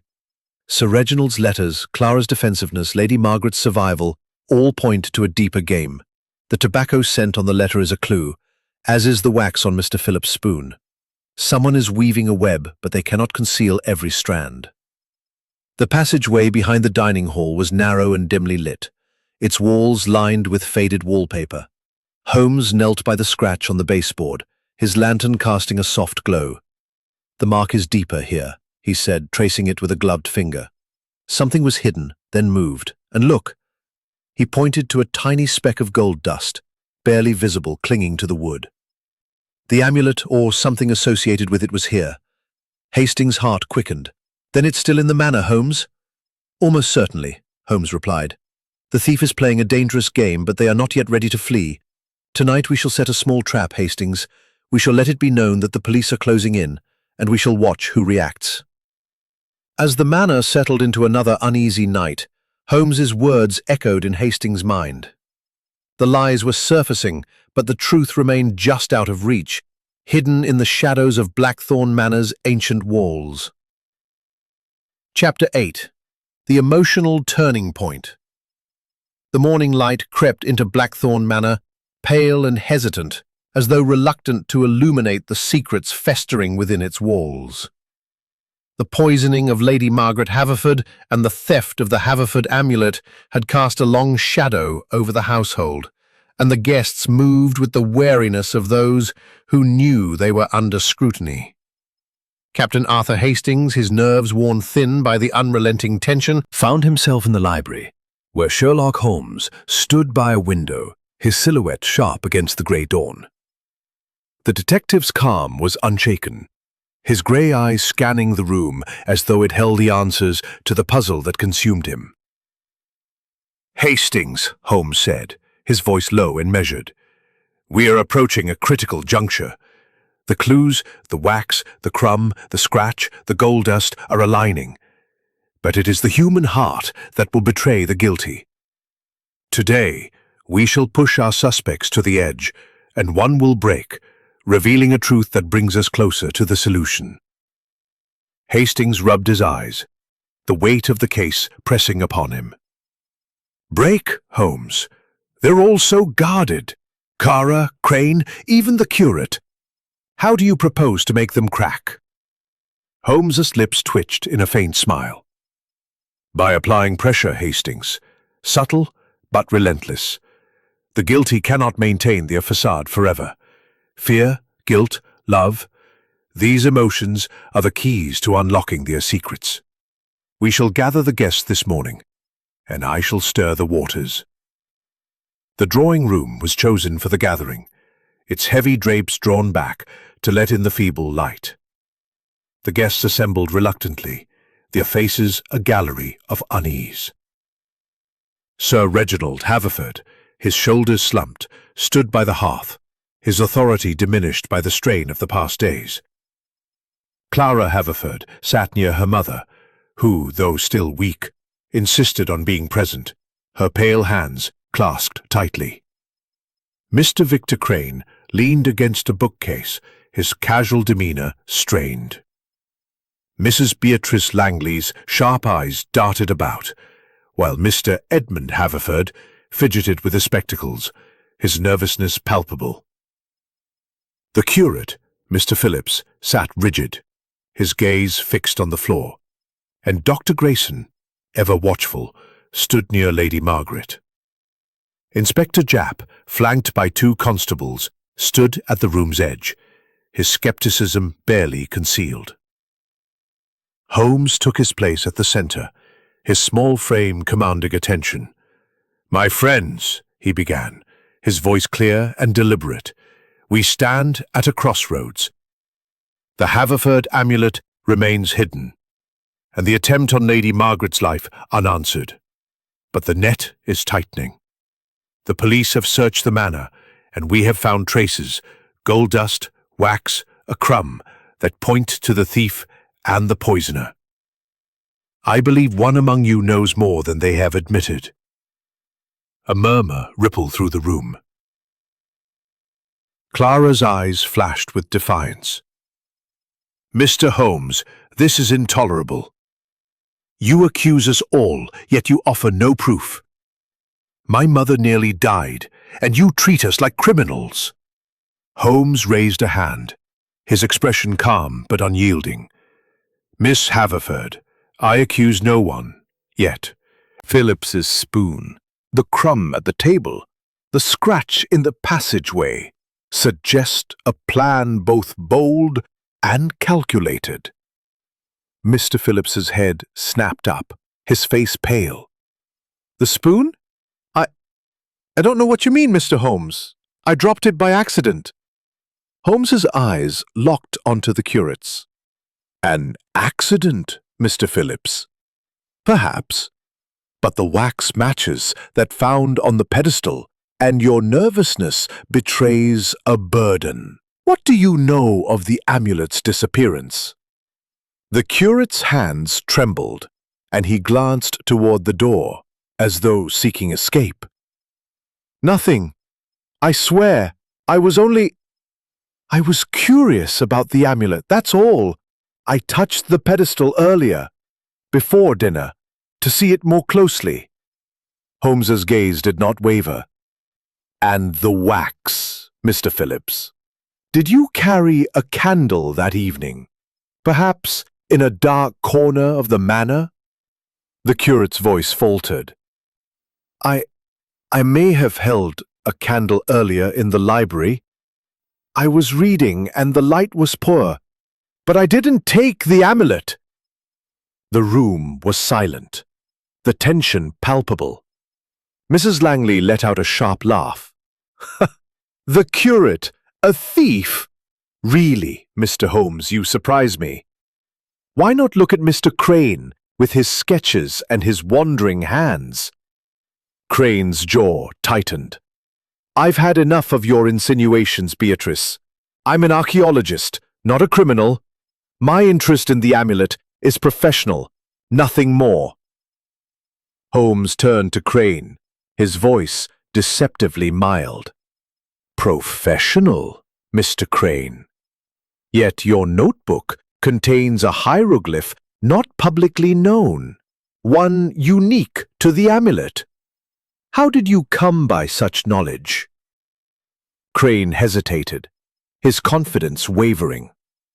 I studied similar artifacts in Egypt. The hieroglyphs are common to that period. Holmes's eyes narrowed. Common, perhaps, but not identical. You have been less than forthcoming, Mr. Crane. Before Crane could respond, Clara rose, her voice breaking. Enough! Mr. Holmes, you twist everything. I can't bear this any longer. I know something, but it's not what you think. Her eyes filled with tears, and she sank back into her chair, her hands covering her face. The room froze, all eyes on Clara. Lady Margaret reached for her daughter, her voice trembling. Clara, darling, what is it? What have you kept from us? Holmes stepped closer, his tone gentle but insistent. Miss Haverford, the truth is your ally, not your enemy. Speak, and let us unravel away. It was Mr. Phillips. I confided in him, and he promised to help. I didn't know what he planned, I swear. Mr. Phillips' face drained of color, and he leapt to his feet. That's a lie! I never— Miss Haverford, how could you say such a thing? I only listened to your concerns, as a friend, as a man of the cloth. Holmes raised a hand, silencing the outburst. Mr. Phillips, your agitation is telling. You admit to a conversation with Miss Haverford. Did you act upon it? The curate's shoulders slumped, and he sank back into his chair, his voice a whisper. I only meant to help. I thought if the amulet were misplaced, temporarily, it might give Clara time to persuade her father. But I didn't take it, and I didn't poison Lady Margaret. The room erupted in murmurs, and Sir Reginald's face darkened with anger. Clara, is this true? You conspired to keep the amulet? Clara's tears flowed freely now. I didn't conspire, father. I only spoke to Mr. Phillips because I was desperate. I love our family, our history. I didn't want it taken away. Holmes stepped back, his mind clearly racing. A partial truth has emerged, but it is not the whole. Miss Haverford, your confession explains your agitation, but it does not account for the poison or the theft. Mr. Phillips, your role remains unclear. We shall revisit this, but for now, I have what I need." As the guests were dismissed, their emotions raw, Holmes drew Hastings and Japp aside. "The crack has appeared, Hastings," he said softly. "Clara's confession and Phillips's panic are significant, but they are not the full story. The wax, the gold dust, these point to a more calculated mind. We must search the manor again, focusing on Mr. Phillips's quarters, and we must do so discreetly." Hastings, his heart pounding, nodded. "You think Phillips is the thief, Holmes?" "I think, Hastings, that he is a piece of the puzzle, but not the whole. The emotional turning point has revealed much, but the final truth awaits. Tonight, we shall tighten the trap." As the manor settled into another tense evening, Holmes's words echoed in Hastings' mind. The lies were crumbling, and the truth was drawing near, hidden in the shadows of Blackthorn Manor's ancient halls. Chapter 9. The Trap. The air in Blackthorn Manor was thick with suspicion as the day waned, the late afternoon light casting long shadows across the polished floors. The emotional outburst in the drawing room had left the guests shaken, their facades of civility cracking under the pressure of Sherlock Holmes' relentless scrutiny. Clara Haverford's tearful confession and Mr. Phillips' panicked denial had stirred the waters, revealing glimpses of hidden motives, but the Haverford amulet remained elusive, and the poisoning of Lady Margaret lingered as an unresolved threat.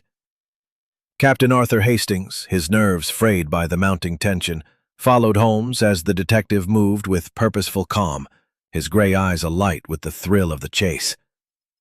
In the library, Holmes stood by the fireplace, his fingers steepled, his mind a crucible of deduction. Inspector Japp, pacing restlessly, broke the silence. "Holmes, that curate's as jumpy as a cat in a storm. Clara's confession points straight to him. Why not haul him in and be done with it?" Holmes shook his head, his voice low and precise. "Patience, Inspector. Mr. Phillips is a thread in the tapestry, but he is not the weaver. His panic suggests involvement, but not mastery. The theft and the poisoning are the work of a mind both bold and subtle, and we must draw it into the open. Tonight, we shall set a trap." Hastings frowned, his mind struggling to keep pace. "A trap, Holmes? How do you propose to catch someone who's been so careful?" Holmes's lips curved into a faint smile. "By exploiting their care, Hastings. The guilty believe themselves clever, but cleverness breeds complacency. We shall let it be known that the police have found a clue, a specific clue, that points to the amulet's hiding place. The thief will act, either to move the amulet or to cover their tracks, and we shall be watching." Holmes outlined his plan with meticulous detail. He instructed Japp to spread a rumor among the servants that a significant discovery had been made in the passageway behind the dining hall, where the scratch and gold dust had been found. The rumor would suggest that the police were preparing to search the area thoroughly at dawn. Meanwhile, Holmes, Hastings, and a trusted constable would keep watch over the passageway that night, hidden in the shadows to observe any movement. "The guilty will not resist," Holmes said, his eyes gleaming. "The amulet is their prize, and the threat of discovery will force their hand. We must be ready." As evening fell, the manor settled into an uneasy quiet. The guests were confined to their rooms under the pretext of safety, while Japp's constables patrolled the grounds, ensuring no one could leave. Holmes, Hastings, and Constable Davies, a young officer with a keen eye, took their positions in a small alcove off the passageway, concealed behind a heavy tapestry. The alcove, dusty and cramped, offered a clear view of the scratched baseboard and the surrounding corridor. Holmes had ensured their presence was undetectable, their lanterns extinguished, their breathing soft. The hours crept by, the silence broken only by the distant chime of the grandfather clock. Hastings, his legs cramped, whispered, "Holmes, what if no one comes? What if the amulet's already gone?" Holmes's voice was a murmur in the dark. "Patience, Hastings. The guilty are restless. They will come." At precisely 11:30, A faint sound broke the stillness, a soft creak, as though a floorboard had been stepped upon. Holmes's hand tightened on Hastings's arm, signaling silence. A figure emerged from the shadows, moving cautiously towards the scratched baseboard. The dim light of a candle, held low to avoid detection, revealed the nervous features of Mr. Phillips, the curate. His hands trembled as he knelt, his fingers probing the baseboard, searching for something hidden. Hastings's heart raced, but Holmes remained still, his eyes fixed on the curate. Phillips's movements were frantic, his breath uneven, as he pried at the wood, revealing a small hollow space beneath. From it, he withdrew a cloth-wrapped bundle, his face a mask of fear and desperation. Before he could unwrap it, Holmes stepped forward, his voice cutting through the darkness like a blade. "Mr. Phillips," he said, his tone calm but commanding, "you will kindly step away from the bundle." Phillips gasped, the candle dropping to the floor, its flame extinguished. He stumbled back, his hands raised in surrender. "Mr. Holmes, I didn't mean, it's not what you think." Constable Davis lit a lantern, illuminating the scene. The bundle, still clutched in Phillips's trembling hands, was small but heavy, its shape suggesting the amulet. Holmes took it carefully, unwrapping the cloth to reveal not the amulet, but a brass paperweight, intricately carved to resemble an Egyptian scarab. Holmes's eyes narrowed. "A decoy," he murmured. "Most ingenious. Mr. Phillips, explain yourself." The curate's face crumpled, and he sank to his knees, his voice breaking. I took it to help Clara. She was so distraught about the amulet leaving the family. I thought if I hid something in its place, it would delay the donation. I used the paperweight from the library. It was all I could think of in the moment. But I didn't take the real amulet, and I didn't poison Lady Margaret." Holmes studied him, his expression unreadable. "And the wax on your spoon? The gold dust in this passageway?" Phillips's eyes widened. "The wax. I was reading in the library by candlelight, as I told you. The spoon must have picked it up then. The gold dust? I don't know. I swear, I only hit the paperweight." Holmes turned to Hastings and Japp, who had emerged from the alcove, his voice low. Whereabouts or the poisoning? The real thief used his bumbling attempt as cover. Japp, his face flushed with frustration, seized Phillips by the arm. "You're coming with me, lad. We'll sort this out at the station." Holmes raised a hand. "Not yet, Inspector. Mr. Phillips is guilty of folly, not felony. Let him return to his room under watch. The true culprit is still among us, and this trap has revealed more than we anticipated." As Phillips was escorted away, still protesting his innocence, Holmes knelt by the hollow beneath the baseboard, examining it closely. "The gold dust was deliberate," he said, "placed to mislead us. The thief knew Phillips would act, and they used his clumsiness to their advantage. We are dealing with a mind of remarkable cunning." Hastings, his mind reeling, whispered, "But Holmes, if the amulet wasn't here, where is it?" Holmes stood, his eyes gleaming in the lantern light. "Close, Hastings, very close. The trap has sprung, but not fully. The thief believes their decoy has bought them time, but they underestimate the little grey cells. Tomorrow we shall gather the guests again, and I shall apply the final pressure." As they returned to the library, the manor seemed to pulse with secrets, its walls whispering of deception. Holmes's trap had caught a pawn, but the mastermind remained at large, their identity hidden in the shadows of Blackthorn Manor. The detective's calm resolve was unshaken, but Hastings felt a chill, knowing the final confrontation was drawing near. 10. The Reveal. The morning sun rose over Blackthorn Manor, its golden rays doing little to dispel the chill of suspicion that clung to the ancient estate. The events of the past days, the poisoning of Lady Margaret Haverford, the theft of the Haverford amulet, and the curate's clumsy attempt to mislead had brought the household to a fever pitch of tension. Captain Arthur Hastings, his nerves stretched to breaking, stood in the drawing room where the guests had been summoned once more. Sherlock Holmes, his small frame radiating quiet authority, stood at the center, his grey eyes scanning the assembled faces with an intensity that seemed to pierce their very souls. The room was a gallery of unease. Sir Reginald Haverford, his face haggard, gripped his cane tightly. Lady Margaret, pale but resolute, sat beside Clara, whose eyes were red from sleeplessness and fear. Mr. Victor Crane leaned against the mantel, his usual bravado tempered by wariness.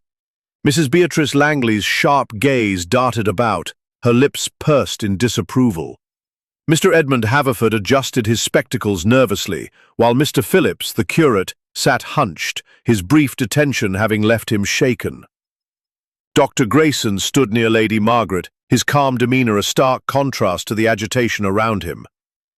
Inspector Japp, flanked by 2 constables, watched from the doorway, his scepticism warring with anticipation. Silencing the murmurs. "My friends," he began, his voice clear and deliberate, "we have reached the moment of truth. The Haverford amulet has been stolen, Lady Margaret poisoned, and a web of lies spun to conceal the guilty. But the little grey cells, they do not rest. They have observed, they have questioned, and now they shall reveal." A collective breath was held, the room taut with expectation. Hastings, his heart pounding, leaned forward, knowing that Holmes' revelations were always as dramatic as they were precise. "Let us begin with the facts," Holmes continued, pacing slowly. "At 9 o'clock on the night of the crime, the amulet rested on its pedestal in the dining hall. By 9:15 it was gone, and Lady Margaret was poisoned with cyanide. The clues, the wax smudge, the breadcrumb, the scratch in the passageway, the gold dust, have led us through a maze of deception. Mr. Phillips's confession last night, his hiding of a decoy, was a distraction, but it illuminated the path to the true culprit." Mr. Phillips shifted uncomfortably, but Holmes' gaze moved past him, settling on each guest in turn. "The theft and the poisoning are linked, not by chance but by design. The amulet's disappearance was meant to distract from the poison, and the poison to distract from the theft. But who among you had the motive, the means, and the opportunity to execute such a plan?" Holmes paused, letting the silence press upon the room. "Let us consider the clues. The wax smudge on the pedestal and Mr. Phillips's spoon suggested a candle, used in a dark corner of the manor. The breadcrumb near Lady Margaret's glass pointed to a biscuit, requested by Miss Clara but not served in the dining hall. The scratch and gold dust in the passageway hinted at a hiding place, yet the amulet was not there. And the anonymous letter, scented with Turkish tobacco, warned of harm if the amulet was displayed. These are not random. They are the signature of a meticulous mind." Holmes turned to Sir Reginald. "You, Sir Reginald, feared the amulet's curse and received threatening letters, yet you withheld their full significance, perhaps to protect your family's reputation. Your motive was to rid yourself of a burden, but you lacked the opportunity to act during the critical moments." Sir Reginald's face tightened, but he nodded. "I kept silent to avoid panic, Mr. Holmes. But I did not steal or poison." Holmes' gaze shifted to Clara. "Miss Haverford, your distress over the amulet's donation was genuine, and your confession revealed a plot with Mr. Phillips to delay its departure. But your actions were emotional, not calculated. The biscuit you requested for your mother was innocent, though its crumb misled us briefly." Clara's eyes filled with tears, but she remained silent, clutching her mother's hand. Holmes turned to Mr. Crane. "You, Mr. Crane, Were precise. Your interest undeniable, but your flamboyance is your alibi. Such a bold theft requires subtlety, not showmanship." Crane exhaled, his tension easing slightly. "I told you, Holmes, I'm no thief. Mrs. Langley's sharp laugh broke the silence. Then who, Mr. Holmes? You've ruled out half the room. Are you accusing me next? Holmes's eyes gleamed. Mrs. Langley, your bitterness toward the Haverfords is clear. Your knowledge of their disputes, extensive. But your motive, financial gain, lacks the precision of this crime. No, the true culprit is one whose presence is unobtrusive, whose actions are unseen, yet whose intellect is formidable. All eyes turned to Mr. Edmund Haverford, whose hands froze on his spectacles. Holmes stepped closer, his voice soft but relentless. Mr. Edmund, you have been the shadow in this affair. Your scholarly interest in the amulet's curse was more than academic. You wrote the threatening letters, using Turkish tobacco to mask your identity. You poisoned Lady Margaret's glass, knowing her frail health would make her a believable victim, creating chaos to cover the theft. And you stole the amulet, hiding it not in the passageway, but in the one place no one would look, your own study, among your papers, disguised as a mere trinket. Edmund's face drained of color, his spectacles slipping down his nose. This is preposterous, Mr. Holmes. I'm a scholar, not a criminal. Holmes raised a hand, his voice cutting through the protest. Let us reconstruct the crime. At 9, you were near the fireplace, unnoticed. You slipped cyanide into Lady Margaret's glass, a small dose to cause distress, not death, knowing Dr. Grayson would act swiftly. During the chaos of her collapse, you took the amulet, using a candle to navigate the passageway, where you left a decoy trail, gold dust, a scratch, to mislead us. Mr. Phillips's clumsy attempt to hide a paperweight played into your hands, drawing suspicion to him. The wax on his spoon was a coincidence, a result of his reading, but it served your purpose. Edmund stammered, his voice rising. You have no proof. The amulet isn't in my study. Holmes smiled faintly. Is it not? Inspector Japp, if you would accompany me.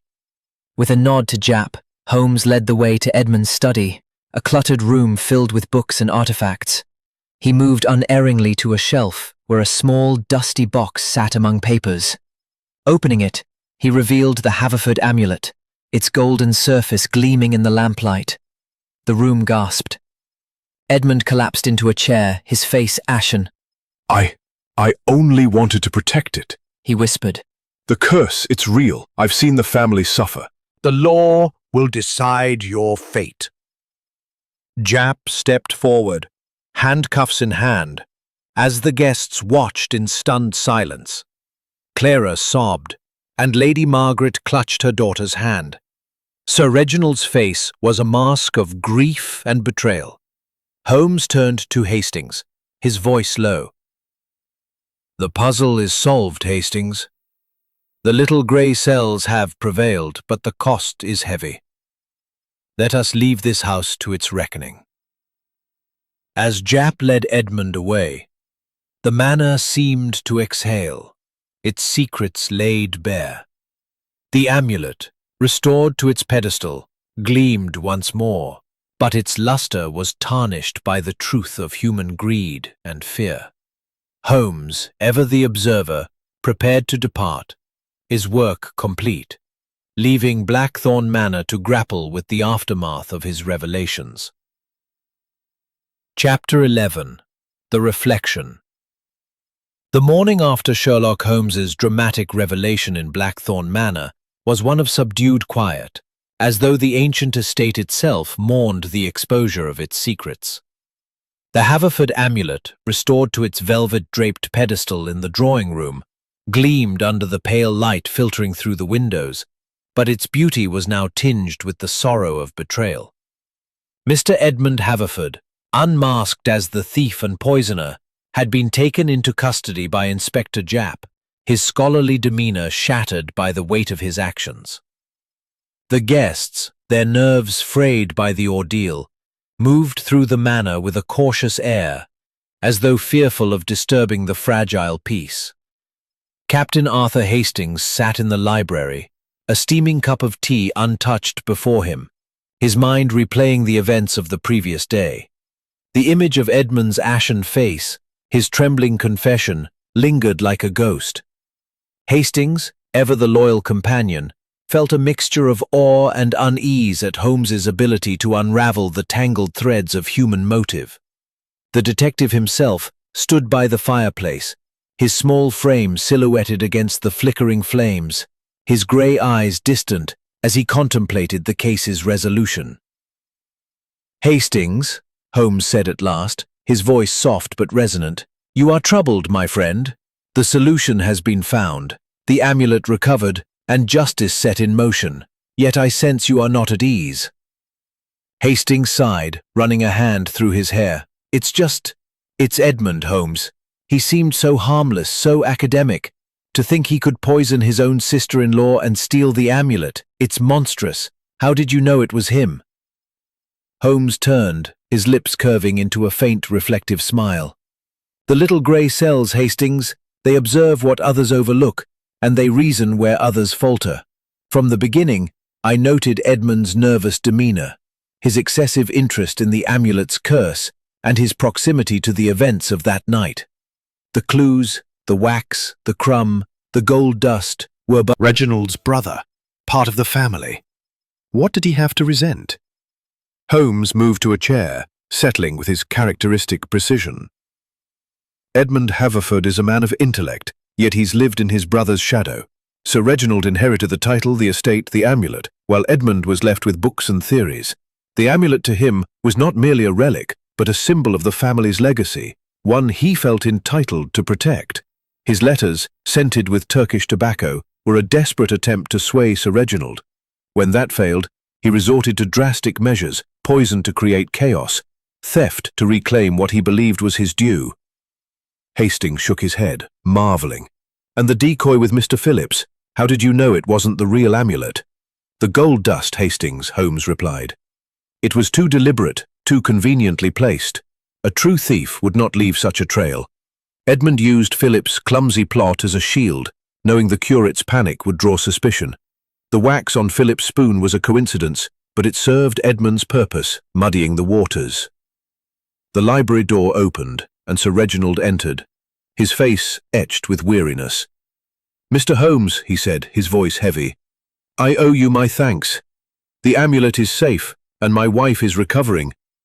But my brother, I never imagined he could do such a thing." Holmes inclined his head, his expression sympathetic but firm. "The human heart, Sir Reginald, is a labyrinth. Edmund's actions were born of fear and pride, not malice. He believed he was saving the family's honour, but his methods betrayed him. You must now decide the amulet's fate." Sir Reginald's gaze drifted to the floor. "The museum donation will proceed as planned. Perhaps it's for the best, to break the cycle of this so-called curse. Clara agrees, though it pains her." Holmes nodded, his eyes softening. "A wise decision. The amulet's true curse is the greed and fear it inspires. Let it rest in a place where it can do no more harm." As Sir Reginald departed, Lady Margaret entered, supported by Dr. Grayson. Her frail form was steadier now, her eyes bright with gratitude.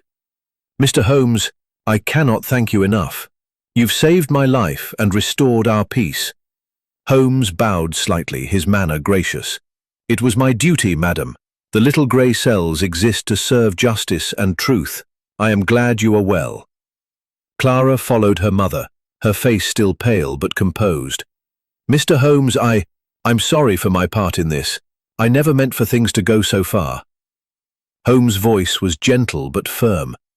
"Miss Haverford, your heart was true, but your actions were misguided. Learn from this, and let honesty guide you henceforth." The guests began to disperse, their roles in the drama concluded. Mr. Victor Crane, cleared of suspicion, prepared to return to his archaeological pursuits, his bravado restored.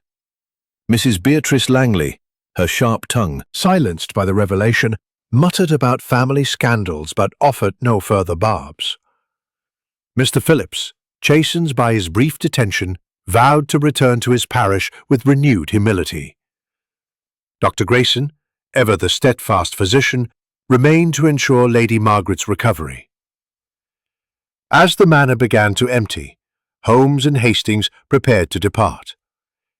Inspector Japp, lingering in the doorway, tipped his hat. "You've done it again, Holmes. I'll admit I had my money on Crane, but you saw through the lot of them." Holmes smiled faintly. "The truth, Inspector, is a matter of observation and logic, not guesswork. You did well to keep the manor secure." Japp grunted, a grudging smile breaking through.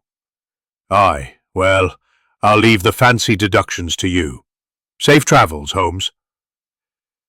In the quiet of the library, Holmes turned to Hastings, his expression reflective. "This case, Hastings, reminds us of the fragility of human virtue. Edmund Haverford was not a villain, but a man driven by fear of loss. The amulet was his obsession, and it led him to betray those he loved. We must always guard against such weaknesses in ourselves." Hastings nodded, moved by the rare glimpse into Holmes' philosophy. "You're right, Holmes. It's a sobering thought. But you never seem to falter. How do you do it?" Holmes' eyes twinkled. "Order and method, Hastings. The little grey cells thrive on them. They see through the chaos to the truth, and they do not rest until the puzzle is complete." With a final glance at the manor, Holmes led the way to the waiting car, his neat figure a beacon of certainty in a world of shadows. As they drove away from Blackthorn Manor, the amulet's gleam faded into memory, and Hastings felt a quiet awe at the man who had unravelled its secrets with nothing but his intellect and his unyielding pursuit of truth. Chapter 12. The Aftermath. The departure from Blackthorn Manor was marked by a sombre stillness, as though the estate itself exhaled a sigh of relief after the storm of revelation. The Haverford amulet, now safely locked in a secure case under Sir Reginald's watchful eye, awaited its journey to the British Museum, its curse, if such a thing existed, broken by the light of truth. Captain Arthur Hastings, seated beside Sherlock Holmes in the motor car that carried them back to London, felt the weight of the case linger in his mind. The image of Edmund Haverford, led away in handcuffs, his scholarly demeanour shattered, was not easily dismissed. Yet Holmes, ever the pillar of composure, gazed out at the passing Kent countryside, his grey eyes serene, as though the turmoil of Blackthorn Manor were already a distant memory. "Hastings," Holmes said at last, his voice soft but resonant. "You are The family, Holmes. Sir Reginald, Lady Margaret, Clara, they've been torn apart by this. Edmund was their brother, their uncle. How do they move forward after such a betrayal?" Holmes's lips curved into a faint, reflective smile. "The human heart is resilient, Hastings, even in the face of treachery. The Haverfords will heal in time, as families do. Their pain is the price of truth, but it is a price worth paying. Without it, the shadow of suspicion would have consumed them all." The car rolled through the rolling hills, the autumn leaves a tapestry of gold and crimson. Hastings, still grappling with the emotional toll of the case, pressed further. "And Edmund? What drove him to such lengths? You said it was fear and pride, but it feels deeper somehow, as if the amulet held him in thrall." Holmes nodded, his gaze distant. "You are not wrong, Hastings. The amulet was more than a relic to Edmund. It was a symbol of his place in the world, a world that had relegated him to the margins. His obsession with its curse was not mere superstition but a projection of his own fears of irrelevance, of loss. He believed that by keeping the amulet, he was preserving his family's legacy and by extension his own. Yet in his desperation, he lost sight of the very values he sought to protect." Hastings frowned. his soldierly mind struggling with the psychological complexity. But the poison, Holmes. Why risk Lady Margaret's life? It seems so cruel, so unnecessary. Holmes's eyes narrowed, a flicker of intensity returning. Cruel, yes, but calculated. The poison was a distraction, Hastings, a means to sow chaos and divert attention from the theft. Edmund knew Lady Margaret's frailty would ensure a swift response from Dr. Grayson, minimizing the risk of true harm. His dose was precise, enough to cause distress, not death. It was a gamble, but one he believed necessary to achieve his aim. The car slowed as they approached a village, its thatched cottages quaint against the grey sky. Holmes continued, his voice taking on a philosophical tone. This case, Hastings, is a reminder of the fragility of human judgment. Edmund was not a villain in the traditional sense, but a man undone by his own convictions. The little grey cells, they see beyond the act to the motive, and it is in understanding the motive that we find clarity. Back at Blackthorn Manor, the household was beginning to piece itself together. Sir Reginald, though shaken, had taken charge, arranging for the amulet's secure transport to London. Lady Margaret, her strength slowly returning, spent her hours with Clara, their bond strengthened by shared adversity. The other guests, Mr. Victor Japp, before leaving the manor, had paid a final visit to Holmes and Hastings, his gruff demeanor softened by grudging admiration. "You've got a knack for this, Holmes," he said, tipping his hat. "I'd have pinned it on Crane and been done with it, but you saw right through to Edmund. How do you do it?" Holmes's response was characteristically enigmatic. "Order and method, Inspector. The world is chaotic, but the truth is orderly.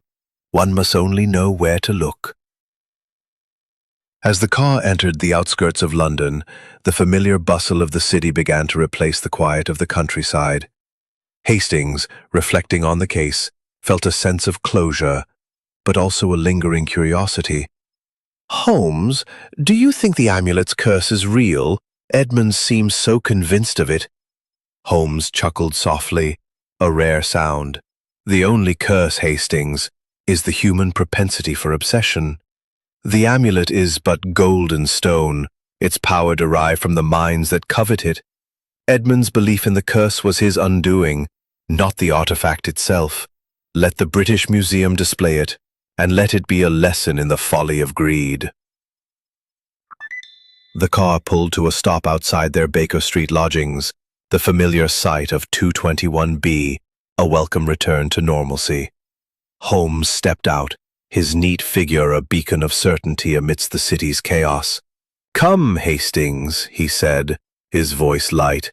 "A cup of tea, a warm fire, and perhaps a new puzzle to occupy the little grey cells. The world does not stand still, and neither do we." Hastings followed, his heart lighter, but his mind still turning over the intricacies of Blackthorn Manor. The case had been a masterclass in Holmes' method, observation, logic, and an unyielding faith in the power of reason. As they ascended the stairs to their rooms, the echoes of the amulet's mystery faded, replaced by the quiet anticipation of the next challenge.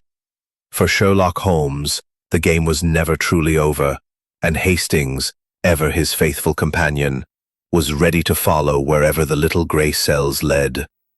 Chapter 13. The Echoes of Truth. The London fog had settled over Baker Street, cloaking the city in a shroud of grey that mirrored the lingering melancholy of the Blackthorn Manor affair. Inside the familiar warmth of 221B, Captain Arthur Hastings sat by the fire, a newspaper folded in his lap, his thoughts drifting back to the Kent countryside. The Haverford amulet was now en route to the British Museum, its journey secured by armed escorts arranged by Sir Reginald. The arrest of Mr. Edmund Haverford had closed the case, yet Hastings felt an unshakable unease, as though some thread of the mystery remained unpulled.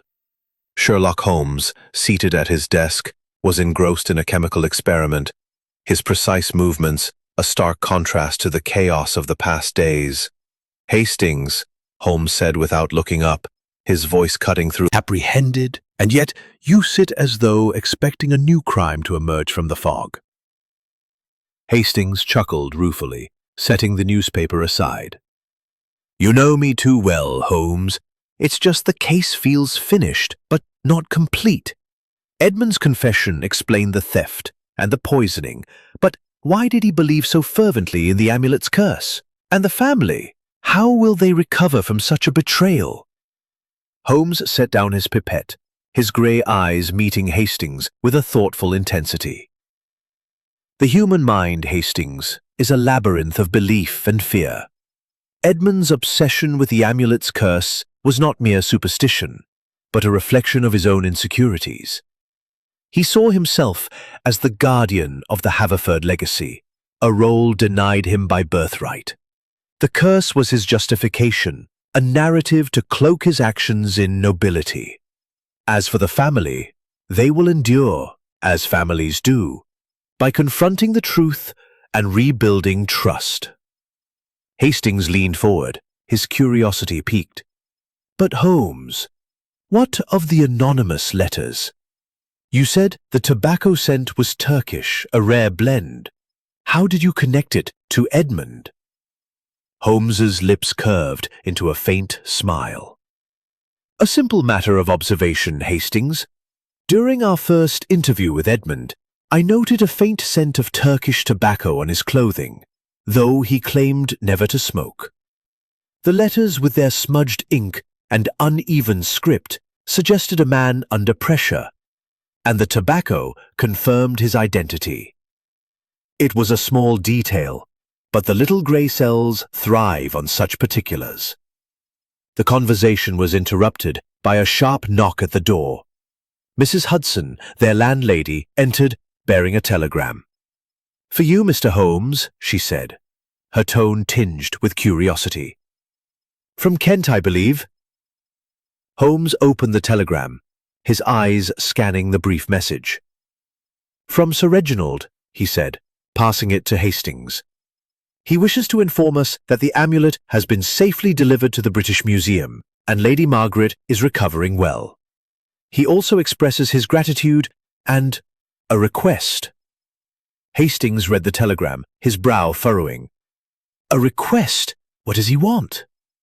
Holmes stood, moving to the window to gaze out at the fog-shrouded street.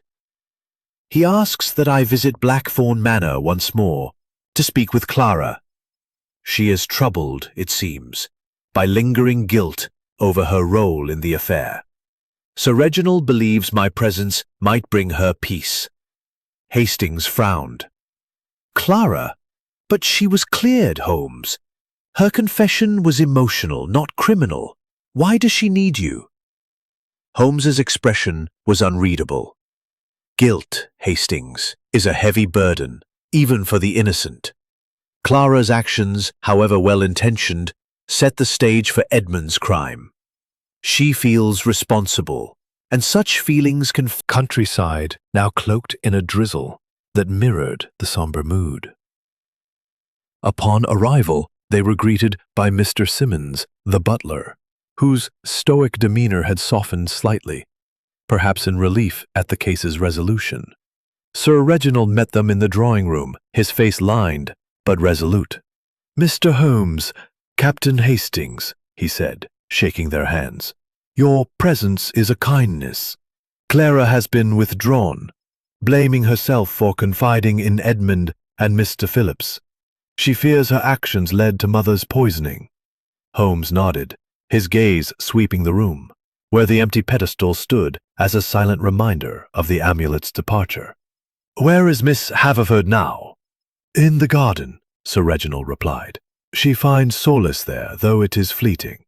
Holmes and Hastings followed Sir Reginald to the manor's walled garden, where Clara sat on a stone bench, her auburn hair damp from the drizzle. She looked up as they approached.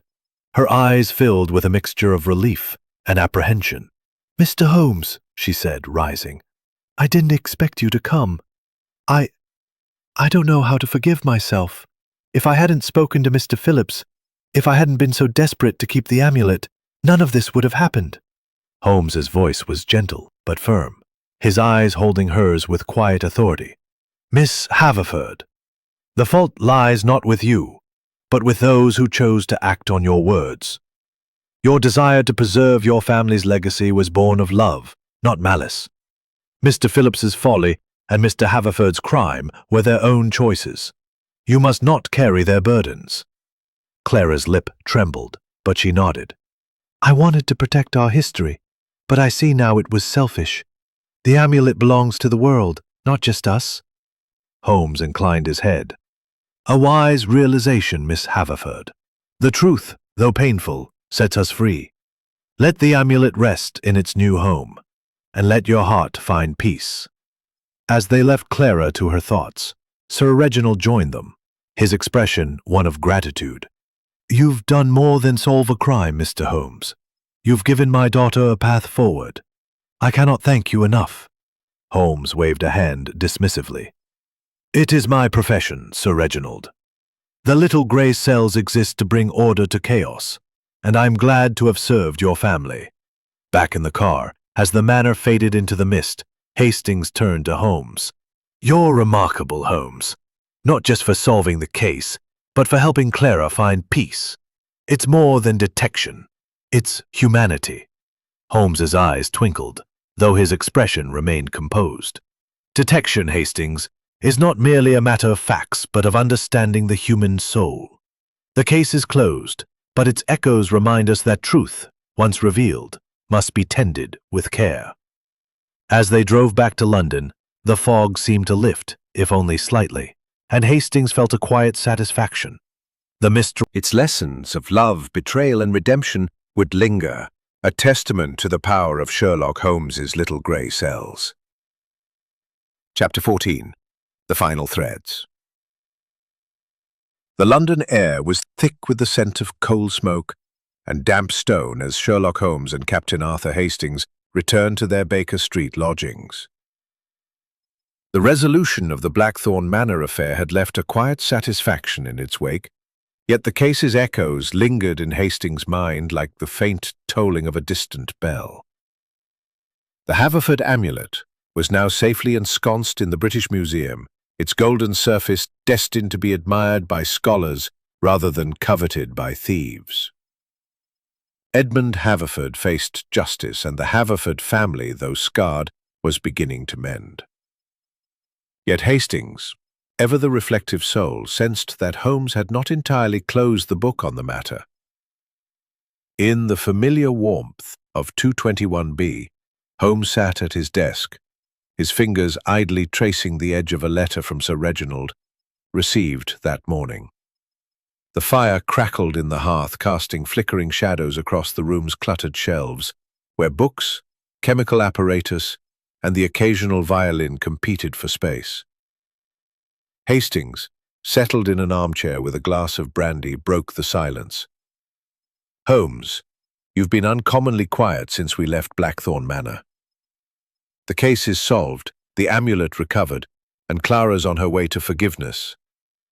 Yet you seem preoccupied."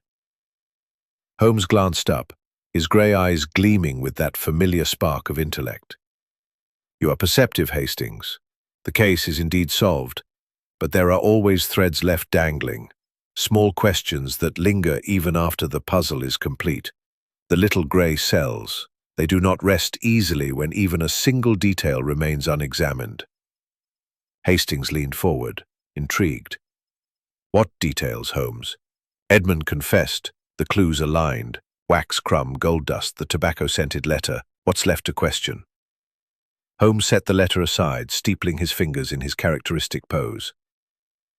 "The motive, Hastings, is never as simple as it appears. Edmund's obsession with the amulet's curse was the driving force, yes, but I have been reflecting on the letters, their tone, their timing. The Turkish tobacco was a clue, but its rarity in the household raises a question. Was Edmund truly the sole author, or was he perhaps influenced by another?" Hastings' brow furrowed. "Influenced? You mean someone else was involved? But who, Holmes? We've cleared the others, Clara, Crane, Mrs. Langley, even Phillips. Holmes' smile was faint but enigmatic.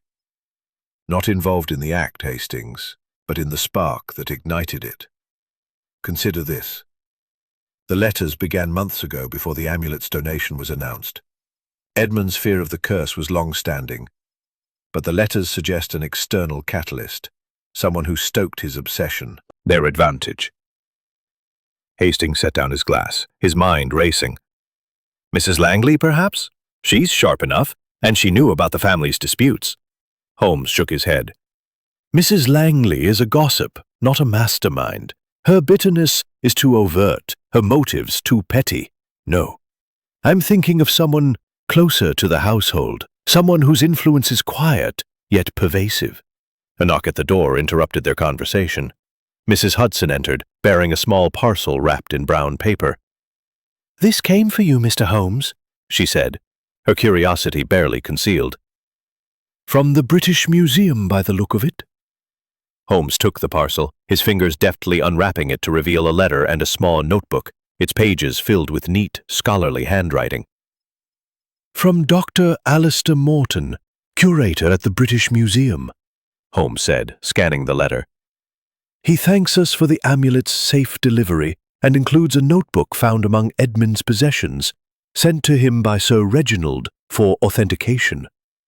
It appears to be Edmund's research on the amulet's history." Holmes flipped through the notebook, his eyes narrowing as he read. "Most interesting," he murmured. "Edmund's notes reference correspondence with an unnamed scholar, someone who provided detailed accounts of the amulet's supposed curse. The tone matches that of the threatening letters, urgent, almost manipulative." Hastings leaned closer, peering at the pages. "A scholar? Could it be Mr. Crane? He's an archaeologist, after all." Holmes shook his head. "Crane's knowledge is practical, not esoteric. This scholar's influence is more psychological. Look here." He pointed to a passage written in Edmund's precise hand. "My correspondent warns that the amulet's removal from the family will bring ruin. Their evidence is compelling, drawn from ancient texts I had not considered." Holmes closed the notebook, his expression thoughtful. "This correspondent, whoever they are, knew precisely how to prey on Edmund's fears. I suspect they are not in the manor, but their shadow looms over this case. I shall write to Dr. Morton, requesting any records of scholars who corresponded with Edmund in recent months." Hastings frowned, struggling to follow. "But Holmes, why would someone outside the manor care about the amulet? And how does this change the case?" "It changes nothing, Hastings, but it completes the picture," Holmes replied. "Edmund was the thief and poisoner, but his actions were shaped by an external force, a voice that amplified his obsession. The little grey cells demand completeness, and I will not rest until this final thread is tied." The rest of the day passed quietly, with Holmes drafting his letter to the British Museum while Hastings reviewed the case's details in his mind. The idea of an unseen manipulator added a new layer of intrigue, but Hastings trusted Holmes's instincts implicitly. Evening fell. The fog outside thickened, wrapping Baker Street in a cocoon of mystery. Before retiring, Holmes paused by the fire, his gaze distant. "This case, Hastings, reminds us that truth is a tapestry, woven from many threads. We have unraveled the crime, but the motives behind it stretch beyond Blackthorn Manor. The human heart is swayed by whispers, and it is our duty to hear them, even when they are faint." Hastings nodded, his admiration for Holmes undimmed. "You'll find that scholar, Holmes, I'm sure of it. And then what?" Holmes' eyes twinkled. "Then, Hastings, we shall have a new puzzle to solve, or perhaps merely a footnote to this one. The little grey cells are never idle, and the world is full of mysteries waiting to be explored." As the fire burned low, Hastings felt a quiet resolve. The Blackthorn Manor case was a triumph of logic and observation. But its final threads reminded him that even the greatest solutions left questions unanswered. With Holmes at his side, however, no mystery was too elusive, no truth too distant to be found. Chapter 15. The Final Reckoning. The fog that had clung to London for days began to lift, revealing a city bathed in the pale light of an autumn afternoon. Inside the familiar confines of 221B Baker Street, Captain Arthur Hastings sat by the fire, his thoughts still tethered to the events at Blackthorn Manor. The Haverford amulet now rested securely in the British Museum, its golden surface a silent witness to the drama that had unfolded. Edmund Haverford's arrest had brought justice, yet the revelation of a possible external influence, a mysterious scholar who had fueled Edmund's obsession, lingered in Hastings' mind, a final question mark in an otherwise resolved case. Sherlock Holmes, seated at his desk, was sorting through a small stack of correspondence, his gray eyes sharp with the quiet intensity that signaled his mind was still at work. "Hastings," Holmes said, glancing up from a letter, "you are brooding again, my friend. The amulet is safe, the poisoner apprehended, and the Haverford family on the path to healing. Yet, I sense you are not entirely satisfied." Hastings set down his teacup, a wry smile crossing his face. "You see through me as always, Holmes. It's this scholar you mentioned, the one who wrote to Edmund. It feels like a loose end, as if the case isn't truly finished until we know who they are and why they meddled." Holmes nodded, his fingers tapping the letter before him. "You are correct, Hastings. The little gray cells abhor incompleteness. This letter, just arrived from Dr. Morton at the British Museum, may provide the final piece of our puzzle." He opened the envelope, revealing a neatly typed missive accompanied by a photocopy of a letter in an unfamiliar hand. Holmes read aloud, his voice clear and deliberate. "Mr. Holmes, Archives. Enclosed is a copy of a letter from a Dr. Evelyn Sinclair, an Egyptologist formerly affiliated with the museum. Her letters to Edmund discuss the Haverford amulet's history, emphasizing its reputed curse. She left our employ 6 months ago, and her current whereabouts are unknown." Holmes set the letter down, his eyes gleaming. "Dr. Evelyn Sinclair, a name that adds color to our tapestry. Her letters, it seems, were the spark that ignited Edmund's fears, though whether by design or coincidence remains to be seen." Hastings leaned forward, his curiosity piqued. "An Egyptologist? Could she have wanted the amulet for herself, Holmes? Perhaps she used Edmund to orchestrate the theft?" Holmes shook his head, his expression thoughtful. "Possible, but unlikely. The theft was Edmund's act, driven by his own obsession. Dr. Sinclair's role was subtler, a voice in the shadows amplifying his fears. Her letters, as described by Dr. Morton, were scholarly but suggestive, filled with tales of the amulet's curse drawn from obscure texts. She may have been testing Edmund's resolve, or perhaps she sought to influence the amulet's fate for reasons of her own." Hastings frowned, struggling to piece it together. But why, Holmes? What could she gain by stirring up trouble? Holmes rose, moving to the window to gaze out at the bustling street below. "That, Hastings, is the question we cannot yet answer. Dr. Sinclair's motives may be academic, a desire to keep the amulet from public display to protect its secrets, or they may be personal, tied to some grievance against the Haverfords or the museum. Until we locate her, we can only speculate. I have asked Dr. Morton to pursue her last known contacts, but for now, our work at Blackthorn Manor is done." The fire crackled, filling the silence as Hastings absorbed Holmes' words. The case, though resolved, had left a trail of lessons about obsession, betrayal, and the power of subtle influence. "Do you think we'll ever find her, Holmes?" he asked at last. Holmes's lips curved into a faint smile. "The world is wide, Hastings, but the truth is patient. If Dr. Sinclair's hand was deliberate, she will surface again and the little grey cells will be ready. For now, we must content ourselves with the knowledge that justice has been served and the Haverford family spared further harm." A knock at the door heralded Mrs. Hudson, bearing a tray of sandwiches and a fresh pot of tea.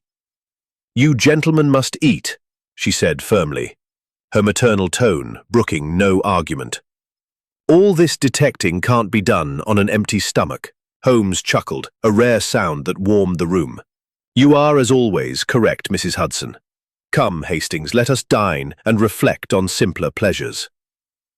As they sat, the weight of the case began to lift, replaced by the comfort of routine. Hastings, biting Cases like this that keeps you going, the betrayal, the lies. It's enough to make one cynical. Holmes sipped his tea, his eyes distant but bright. The pursuit of truth, Hastings, is never cynical. It is a quest for order in a chaotic world. The human heart may falter, but the mind, when guided by logic and observation, can illuminate even the darkest corners. That is why I continue, because the little grey cells, they never fail. The afternoon faded into evening, and the familiar sounds of Baker Street, the clatter of hansoms, the cries of newsboys filled the air. The mystery of the Haverford amulet was closed, its secrets laid bare. Yet the shadow of Dr. Evelyn Sinclair lingered, a faint echo of a puzzle yet to be solved. For Sherlock Holmes, however, the present was enough. And as he turned to a new stack of correspondence, Hastings felt a quiet certainty that no mystery, however elusive, could long evade the relentless pursuit of his friend's intellect. Thus ended the affair of Blackthorn Manor, a tale of greed, fear, and redemption, woven together by the unerring logic of Sherlock Holmes. The amulet, now a museum treasure, would tell its story to the world. But its true tale, of human frailty and the triumph of reason, would remain forever etched in the minds of those who had unraveled its secrets.